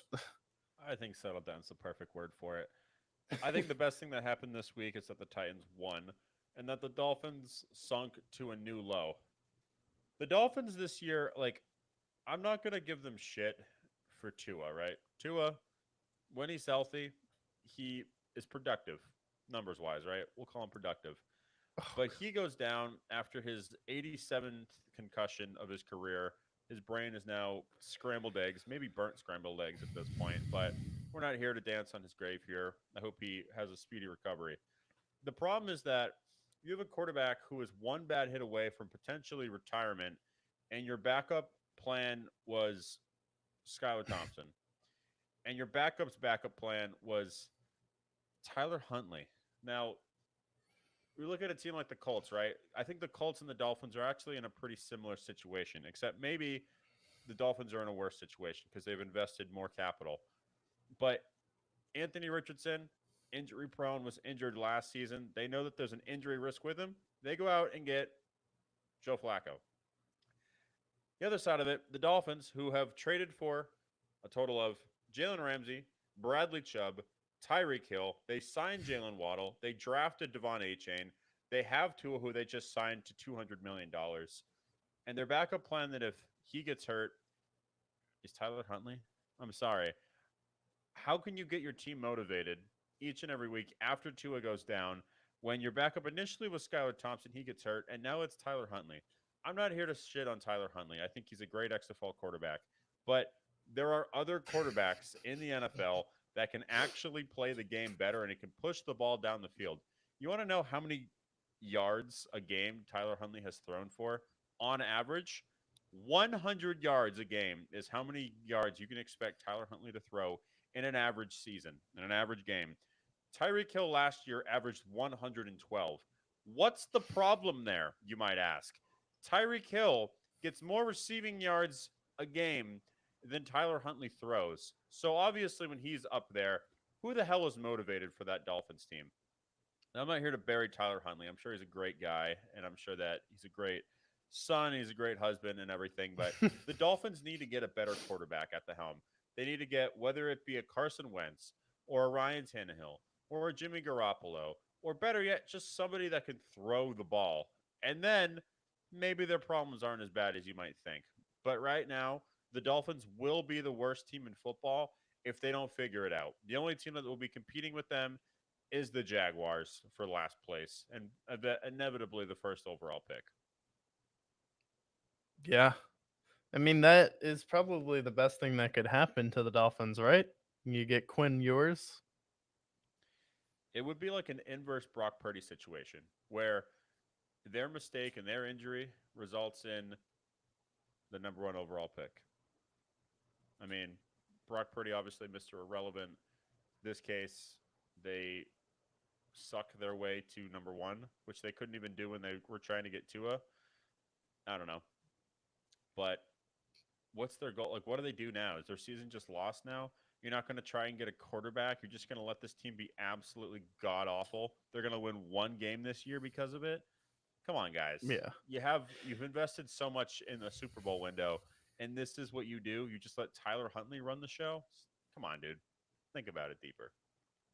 Yeah, and I thought this was going to be like the Dolphins maybe had one more year to get to the playoffs and lose in the first round, but I guess that year came a year earlier than I thought it would because the Dolphins aren't a good team without Tua, and they can't beat winning teams with Tua. And the only team that they did beat was the Dallas Cowboys, who also can't beat winning teams. So, I mean, I was confused why they paid Tua a massive contract. I mean, he's been really good and statistically he's been good, but you can clearly see he's not the guy. I mean, you're like, "Oh, I can give the Dolphins a pass." Like, no, you cannot give the Dolphins a pass for paying Tua because you knew he was one hit away from potentially a career-ending injury. And then also, has Tua ever been healthy for a full season? No, never. It hasn't happened, and you have to stop paying quarterbacks who can't stay healthy. I mean, the norm has to be now you have to figure out another situation so you can put your assets elsewhere for the Miami Dolphins, similar to the Jags, similar to the Dallas Cowboys, who are going to be stuck in mediocrity. Now, the Philadelphia Eagles, that harsh reality is going to be setting in for them.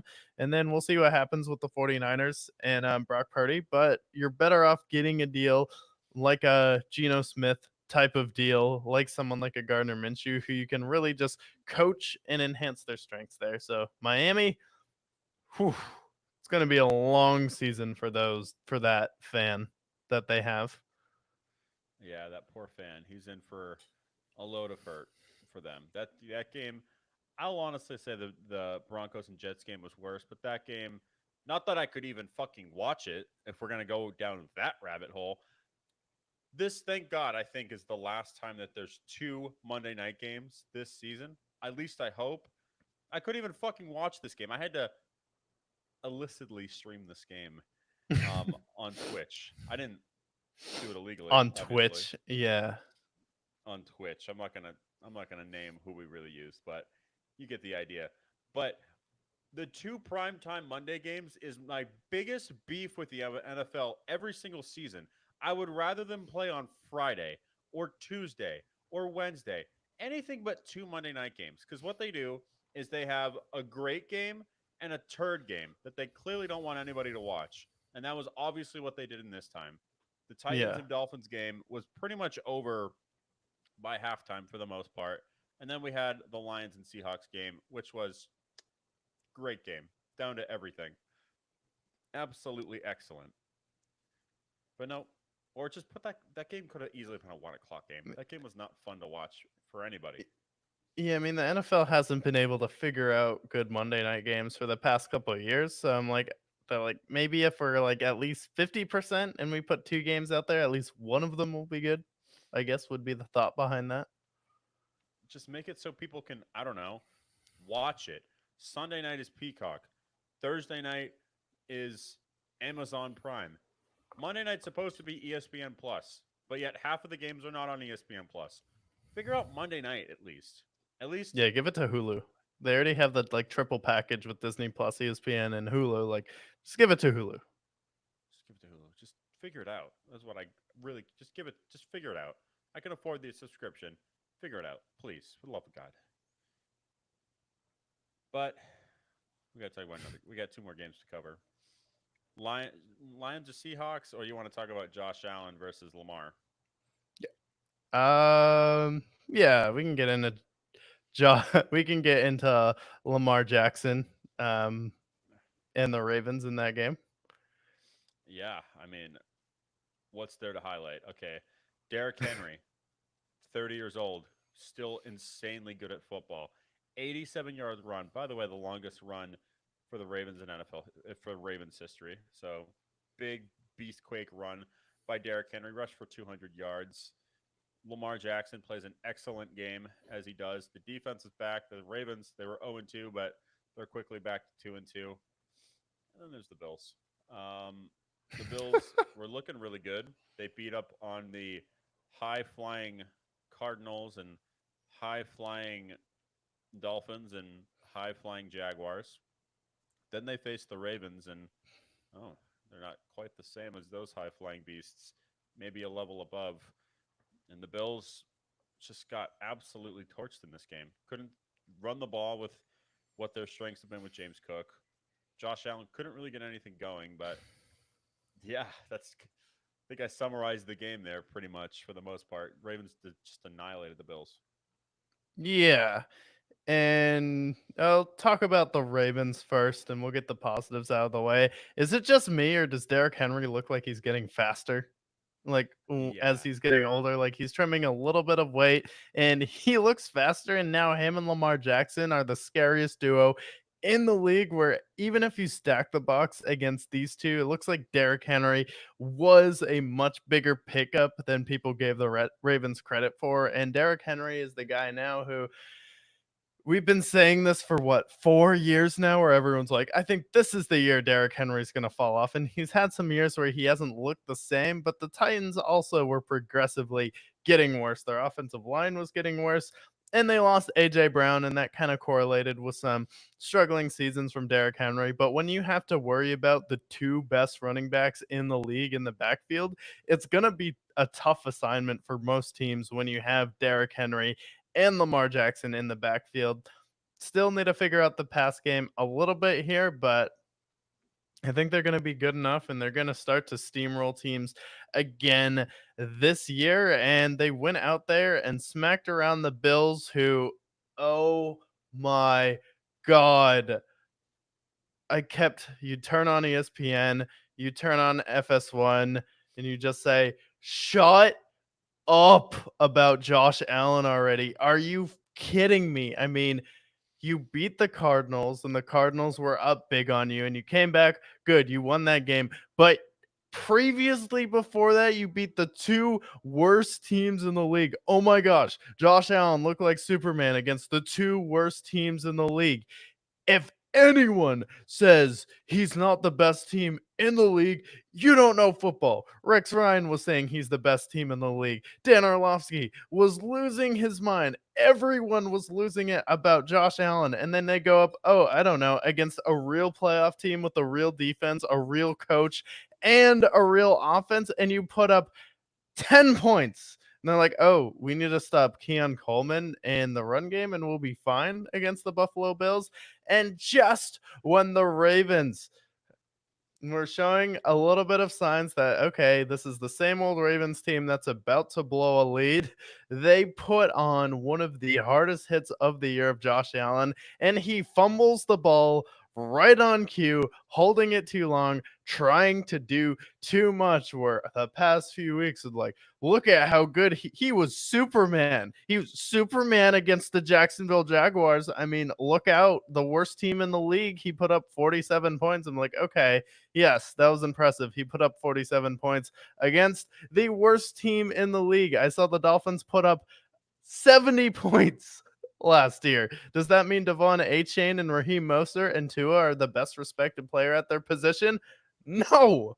He's still not the first, second, or third best quarterback in the league. He is top 5 for sure. But again, you go up against real competition on a primetime game and you only put up 10 points. I mean, it has to stop. Every single year this happens with the Buffalo Bills. Yeah, the Bills are a wagon in September. We get it. Can you be a wagon in January or February? Oh, what's that? You never get to February. That's right. You haven't been to February in a long time since I don't know, Jim Kelly was your quarterback and you lost 4 straight Super Bowls. So no. Do I think this Bills team is suddenly going to turn it into a different Bills team that they haven't been the past few years and suddenly fix all of their issues? No. No, I don't. Yeah, see, this was the game. So, I liked what I saw with them this first 3 games so far. But this was their first real test. And they have another real test against the Texans as well this week. But typically, you know, Josh Allen is going to be in that conversation with Lamar Jackson and Patrick Mahomes and Joe Burrow, all these guys. And I think this game, you really started to see that defense that just evaporated this offseason really show like how much they missed all these different players. The Ravens like pretty much jumped out to an immediate like 21-0 lead, and the game script just immediately changed for them. And with Josh Allen, kind of similar to these teams, if he doesn't have a lead, he's not the same guy. And that's when he starts to become Superman, and that's when he makes mistakes, which is where the fumble comes in. So this Bills team, I think what they desperately need is a solidified number one receiver, which right now they don't really have. And James Cook, when he's contained, this offense just doesn't exist anymore. So yeah, I mean the Bills they got crushed by this Ravens team, and I definitely um, don't fully believe for them to be contenders when it comes down to it. Like, yes, they're going to be in the mix, and yes, they're going to win their division because at the end of the day, Patriots suck, Dolphins suck, and the Jets, something's weird in the air there. So they're going to win their division. They're going to play a playoff game at home, but then they're going to face one of these teams and get smacked. Now, maybe the Texans will prove me wrong. Maybe they'll play well against them, but I just don't believe that they have the talent to do so right now. Yeah, I mean, they have a potential chance to make the conference championship. Can I see it happening? No, I still think that their ceiling is the divisional round. And for this team, that standard has to be getting to the Super Bowl, especially with Josh Allen this season. So with the Bills this year, it's like we've seen this so many times before, but no, it's time to stop the propaganda with Josh Allen. It's time to stop anointing him the best player in the league. I mean, it's completely ridiculous that you're going on ESPN like if you don't think Josh Allen is the best player in the league, then you're absolutely insane and don't know football. Here, let's take a break real quick. I gotta wipe my nose myself.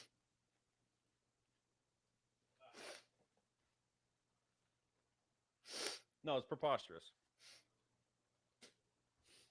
I understand why people want to anoint Josh Allen as the king, or when they want to anoint him as one of the elite players in the NFL. But at the same time, if you're going to put him in this top 5 category, you got to see him ultimately beat the teams that matter.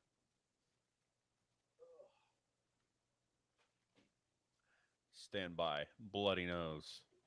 For those watching, comment below. How dope is the Brickyard podcast? Are you a bricktard? Are you a big fan of the show? I sure am.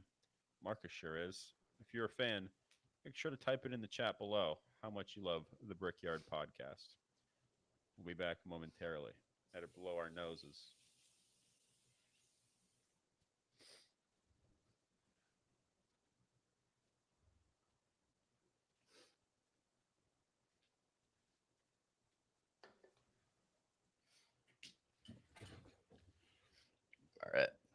Dry air in here. It's all good. Anyways, as I was saying about Josh Allen, when it comes down to like if you're going to be compared with these greats of the league, you got to show up when you face them. And I don't think I'd blame this whole loss on Josh Allen, but at the end of the day, you've seen him lose to Josh Allen. You've seen him lose to Joe Burrow in the playoffs. You've seen him lose to Patrick Mahomes, and then this is another game where this is another guy who you consider to be your equal, and your team gets annihilated, and your team gets blown out. So if you want us to stop criticizing the Bills, maybe the Bills should show up when they face these type of teams. Am I still a hater? I was waiting for that. Yeah, I think it's fair. Honestly, I mean, it comes down to it. The Bills have the worst receiver core of these contenders. They have the worst defense. I think their defense is going to continue to get exposed against good teams. Next week is another example of that against the Texans. I just think they're going to win their division, but they're going to be the worst division winner, most likely, when it all comes Yeah. down to it. Yeah, especially in the AFC here. But yeah, I think this is a game that the Bills really need to step up and prove it on Sunday Night Football. And now looking back at the teams that they played and beat, they're like, oh, they really didn't beat anyone that impressive so far. Where the Cardinals have looked lost since that game, and so have the Jaguars and so have the Dolphins. Yep. Then we go to our last game of this week, which was arguably the best. We have the Lions beating the Seahawks, erasing a demon for the Seahawks, who have won the last 7 matchups against them. They got the win. Jared Goff throws 18 of 18. And then we got some runs with Jahmyr Gibbs, David Montgomery. We had a huge Jameson Williams touchdown, huge Amon-Ra St. Brown passing touchdown, as well as a touchdown here as well. So Lions get the win, put up 42 points. On the other side of the ball, Geno Smith plays an excellent game, throws the ball 56 times, throws for 400 yards. Kenneth Walker has a beast of a game as well. Just an excellent offensive showing from both teams. Your thoughts on this Lions and Seahawks game? Lions getting their first win against the Seahawks in a while.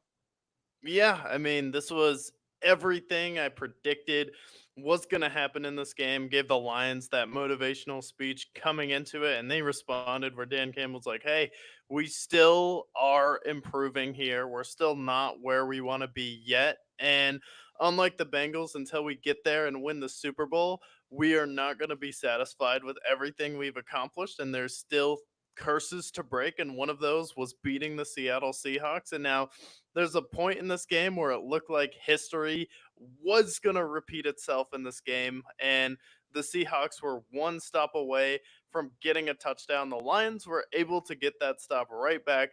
They get the football back, and then Jared Goff throws one pass for a 70-yard touchdown to Jameson Williams. Jared Goff entered in this game to the MVP conversation, catching a touchdown in this game, having a perfect game. I mean, you mentioned the game Geno Smith had throwing 56 times. Jared Goff was 18 for 18 in this game, having a perfect game, not even missing a throw in this game. And then it was, who do you want on the other side? Is it going to be David Montgomery? Or is it going to be Jahmyr Gibbs? I mean, people were concerned about the Lions coming into this year. People thought that the Lions were going to fall off coming into this year. And I thought, not with Dan Campbell. This is still a young team. This is still a team that has a lot to prove in this league. And then they proved us right in this game where you go toe to toe with the team that's given you trouble the past 2 years. It's been a tough game the past 2 years. It's been a one score game. It's gone to overtime, but you're able to overcome it and not to understate what Geno Smith did on the other side, where he's been playing some incredible football on his end. Just the defense for Seattle could not get a stop. And I don't even think it's because Seattle has a bad defense, because Seattle's defense has played well all year long. I just think that Ben Johnson might be the best offensive coordinator and play caller in the NFL at this moment. Yeah, I agree. I mean, some of the play calls that the Lions had this game was absolutely excellent. And for the Seahawks, I mean, this is one of those games. We talked about the Steelers when they lost to the Colts this game like wasn't necessarily a bad loss. And I do think that there's games in the NFL that are not bad losses. This is one of those games from the Seahawks that I look at. I'm like, okay, well, Kenneth Walker had 3 touchdowns. Geno Smith threw some excellent balls. DK made some great plays as well. And I think that this is a game that you can look at, go through the game tape, maybe make some improvements on defense. But overall, I think they should be pretty happy with how they played overall against the Lions team that was 2 quarters away from making the Super Bowl. So, I mean, I think the Seahawks, I don't really have anything negative to say about them, really. Um, DK had a good game. Zach Charbonnet made some nice plays as well. We saw Jake Bobo get involved. And then ultimately Kenneth Walker making some big runs as well. I think both teams played excellent, and I'm glad the Lions prevailed because I think that they overall just kind of had the pulse on the game through it all. But excellent game on both sides. Yeah, you're in a sweaty fantasy game in this one. Kenneth Walker almost brought you back. I mean, he got how many points in this game? I mean, he did pretty much as 35. much as you can ask. 35. You got me 35. I needed him and Devon A. Chain to do something, and Kenneth Walker was nearly up to the task, but Devon A. Chain didn't get off the bus apparently. So we got a complete imposter there. We got Devon A. Chain with too much Shake Shack apparently because he just did not do anything for me. But that's okay. Fantasy football, you roll with the punches there. What can you do? But we covered all the games that happened in week 4 of the NFL. The reason why you watched the live stream here. However, we had some other news that occurred while we were away from recording this past week. That's right. Carl Anthony Towns, friend of the show, especially for you, um, gets traded to New York, where they give up Dante DiVincenzo and the great playoff performer that is Julius Randle. So now Cat goes to the Knicks and forms that with Jalen Brunson and all the other boys there. And Julius Randle and Dante DiVincenzo go to the Timberwolves. Thoughts on the trade? Yeah. Yeah, that's a incredible trade. I think the Knicks, um, they have a good strategy this offseason, which is reduce the ratio of white guys that we have on the team, and I don't think there's anything wrong with that. You let Hartenstein walk, the Thunder pay him a bunch of money, and now um, DiVincenzo is out of the picture now, and Hartenstein was bound to walk and go somewhere else, but Dante DiVincenzo was someone who had a lot of heart in that playoff series versus the Philadelphia Eagles and Philadelphia 76ers. Got football on the brain here. And he was absolutely electric in those playoff games where it seemed like he turned into Steph Curry in some of those games where when Brunson was struggling, there were times where you would wonder if Dante DiVincenzo was even going to miss a shot in some of these games. And it came down to his defense there. And now you add Carl Anthony Towns to a New York Knicks team. And what was Carl Anthony Towns' biggest problem in the playoffs last season? That right next to him, Anthony Edwards was like, hey, man, you need to stop getting in foul trouble because it's hurting our team. So now you're going to want me to believe that Carl Anthony Towns on a New York Knicks team where the average minutes played under Tom Thibodeau is some odd 49 minutes, even though there's only 48 minutes in a game. Tom Thibodeau will find a way to play you for 49 minutes, and he'll just make it happen. Tom Thibodeau will do it.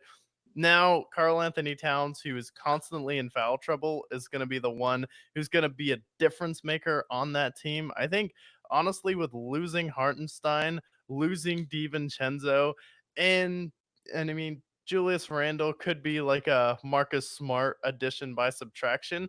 I don't think Cat is really going to be the guy for this team where Jalen Brunson can be the number one on this team, but he's more like a 1A, 1B situation where Carl Anthony Towns needs to be your third on a championship team. And I don't think he's going to be this massive difference maker. And the New York Knicks made this trade right before the season started. We have all the media days. Jokic already hates his life being back with media day. He's complaining that he has to take questions, but this is to get people excited about the NBA season.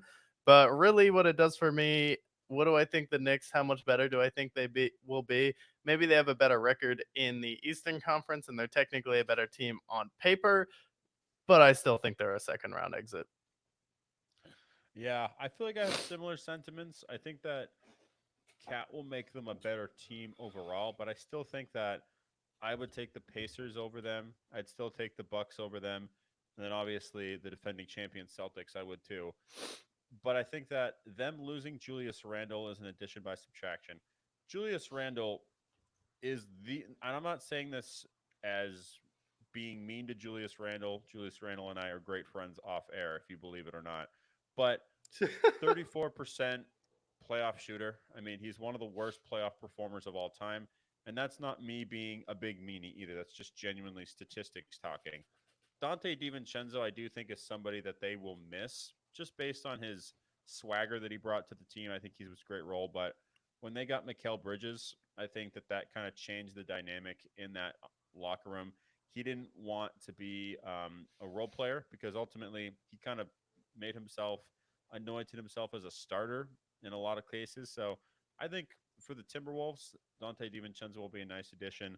I can see the Timberwolves next year maybe trying to flip Julius Randle for something more. Kind of think of it as like the D'Angelo Russell trade for the Warriors a few years back that landed them Andrew Wiggins. I can see that happening. And if they do that, I'll like what they do. But I also think the Timberwolves traded the wrong big man. I think they probably should have traded Rudy Gobert instead of Cap. But that being said, yeah, I think the Knicks, I think they got better. But like, if we're talking about rankings wise, yeah, maybe they're better than the Sixers, and maybe they're better than a team like maybe the Pacers. But I still think that they're gonna, if they run into the Bucks or the Celtics, they're not gonna win. And at the end of it, you still have Tom Thibodeau who's gonna play them to death. So I don't know. I think the Knicks are probably the same overall. Yeah, I think they're the same overall, and the Timberwolves got worse because you get DiVincenzo, but you're gonna play Julius Randle and Rudy Gobert together. Like Julius Randle can't shoot threes. At least Carl Anthony Towns can shoot threes. Like, and defensively, like Carl Anthony Towns was good last year. He's played with Tom Thibodeau before, and people said with this trade that wow, the Timberwolves are really trying to hand the team over to Anthony Edwards. I'm like, what are you talking about? What does that even mean? You give up your second best player on this team. Maybe you think your second best player is Nas Reed on that team, which a lot of people like to believe here. But now you're playing Rudy Gobert and Julius Randle together who can't shoot. How are you turning the team over to Anthony Edwards if he's not going to be able to get to the basket because you have two big men clogging up the lane who can't shoot? How is getting rid of your second best player on the team elevating your star player? Sure, he's going to put up more points, but is it going to translate into success? No, it's not. And then Anthony Edwards got wildly overrated in the playoffs where people were comparing him to Michael Jordan here. And then he only got one game off of the Dallas Mavericks, and then they got gentlemen swept here in the conference championship, and suddenly we're supposed to believe that this team is primed for a championship push when we have the Thunder who are going to get better just by getting older with Jalen Williams, and they got Hartenstein and Caruso on that team. They're coming up. You have the Dallas Mavericks who added Klay Thompson this year. You have the Denver Nuggets who are going to recharge this year and still be a tough out. They were up 20 points on you, and Carl Anthony Towns played a big role in that. And now I'm supposed to believe the Timberwolves are better? No, I don't think Yeah. so. I don't buy it. Yeah, I don't buy it. I don't think it's ultimately going to move the needle too much in the NBA. But Carl Anthony Towns, I mean, it's more of like a big move for the Knicks brand, if anything. But again, it's not going to change it too much. Timberwolves, ultimately, if they end up flipping Julius Randle, I can look back at this trade maybe a little differently. But I do think the Knicks won this trade. But how much is ultimately going to be the question? Yeah. So overall, it was a good way to kick off the NBA season here, kicking off media day. Jokic already hates his life here. in the NBA, and he's just treating it like a day job. And just like the rest of us, we all hate our 9 to 5s. And one thing that helps us get that through, one way that you can get through your 9 to 5, is what people look forward to the most in their day, and that is the top 5 worst teams in the NFL according to the Brickyard. Some may say the best top 5 worst teams ever assembled in the history, because why? We have the documents. They are here, passing them over from the great state of Texas, the greatest country in the world, to Arizona. Let's go to the Alamo, the desert, the the sandy splatoon that is the deserts of Arizona. We have the worst top 5 teams. Now, if you remember watching last week, there's a couple of teams that we will not see on this worst top 5 teams list, either because they won or they disappointed me less than the teams that are on this list this week. Teams that will not be included. A team that was once pinned to the worst top 5, the Carolina Panthers. You will not be on this bottom 5 list because you played competitively against the Bengals. So you know what? You're good enough for me to not be a worst top 5 team.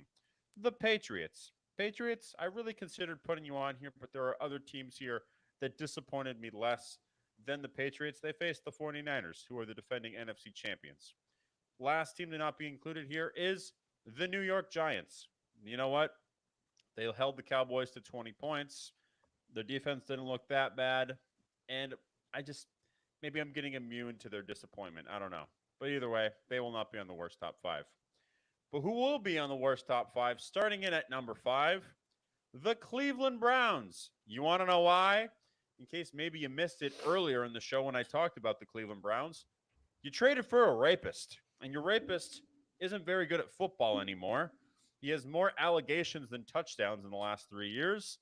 Therefore, the Cleveland Browns will probably be on my worst top 5 until he's either cut, traded, or benched. So, therefore, the Cleveland Browns, you are number 5 on the worst top 5s list because, again, I'll say it again, you traded for a rapist.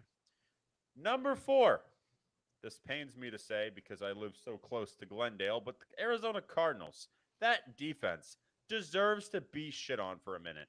This defense is the 5th worst statistically in the NFL. They got absolutely bombarded by the Commanders this last week, which is definitely not the only team that have that happen to. But at this point, this team couldn't guard a piggy bank with a shotgun. This team couldn't stop a one-legged horse. This might be the worst defense in the league from what I've seen to this point. Not only that, your quarterback is 4-4 at this point. He can't see jack shit. So the Cardinals, their offense hasn't been very spectacular. Trey Benson has not been what is promised, and Maserati Marv is the only weapon they have. So the Cardinals are the 4th worst team. These next 3 teams I'm excited to dig into. Number 3, the Philadelphia Eagles. The worst 2-2 team I have seen in the NFL at this point. As I mentioned earlier, Jalen Hurts. This is the 9th consecutive game with a turnover. You have 27 turnovers since the beginning of last year, which leads the league. And there's just this certain aura around the city of Philadelphia. I don't know if it's the cheese whiz. I don't know if it's the stench of your terrible Philly cheesesteaks, but something is wrong in Philly. And it's not just the Philadelphia 76ers either. It's just the Eagles at large. Nick Sirianni, he's probably gone. Jalen Hurts, maybe he's overrated. Something's wrong with Philly. I don't like them. I don't know where they are. They are the 3rd worst team. Then we have the Miami Dolphins. That's right. Miami Dolphins, the 2nd worst team. They have the least amount of points scored in the league. They have the worst point differential in the league.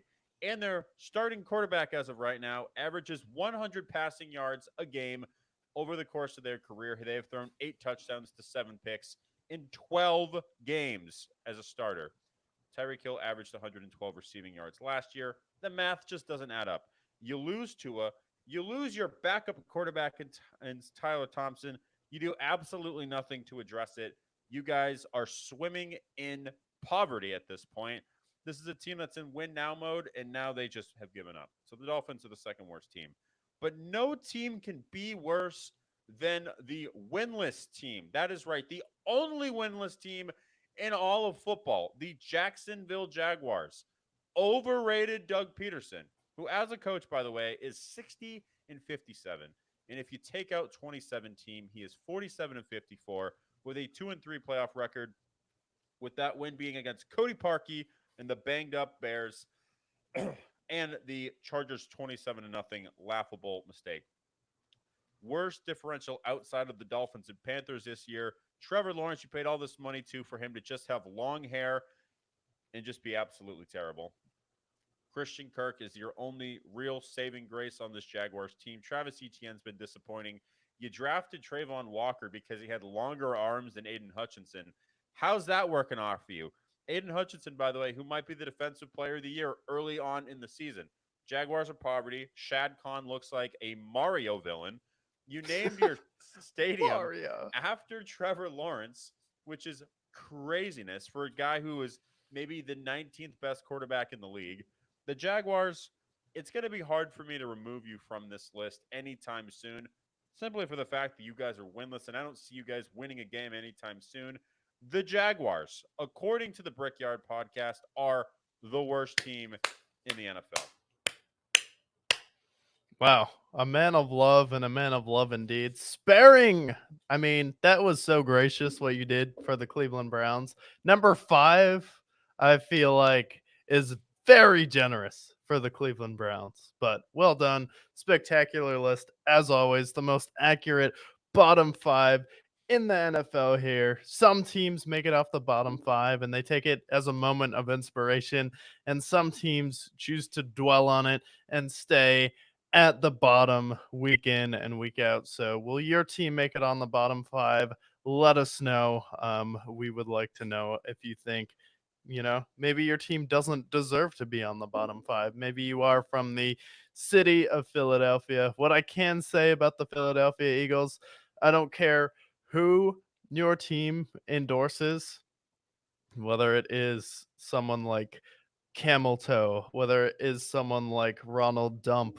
If you're going to go out here and endorse a political candidate, your team might suck and there might be some karma to go around, because I don't think NFL teams should be in the business of endorsing candidates, and the Philadelphia's came out and publicly endorsed someone, and I feel like that's very abnormal for NFL franchises here, where typically, like, maybe something would be going on with BLM, you make your social media post, whatever, don't care, but to specifically come out and endorse a candidate, I think was absolutely crazy for the Philadelphia Eagles to do. So, could be seeing some get back from that and just continuing the bad vibes there, because I don't think any other NFL team endorsed a candidate that I can think of.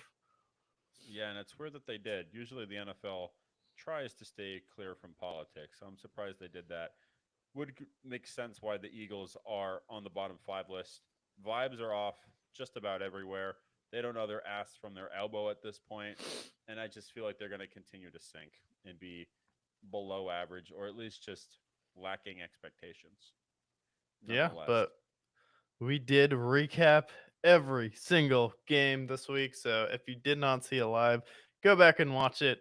Give it a like, give it a subscribe. If you didn't like it, give it a dislike and tell us why we are wrong in the comment. You can leave a dislike, but at least leave your reason below there. But most importantly, before we come back tomorrow to preview the games during your workday, stay brick. they brick.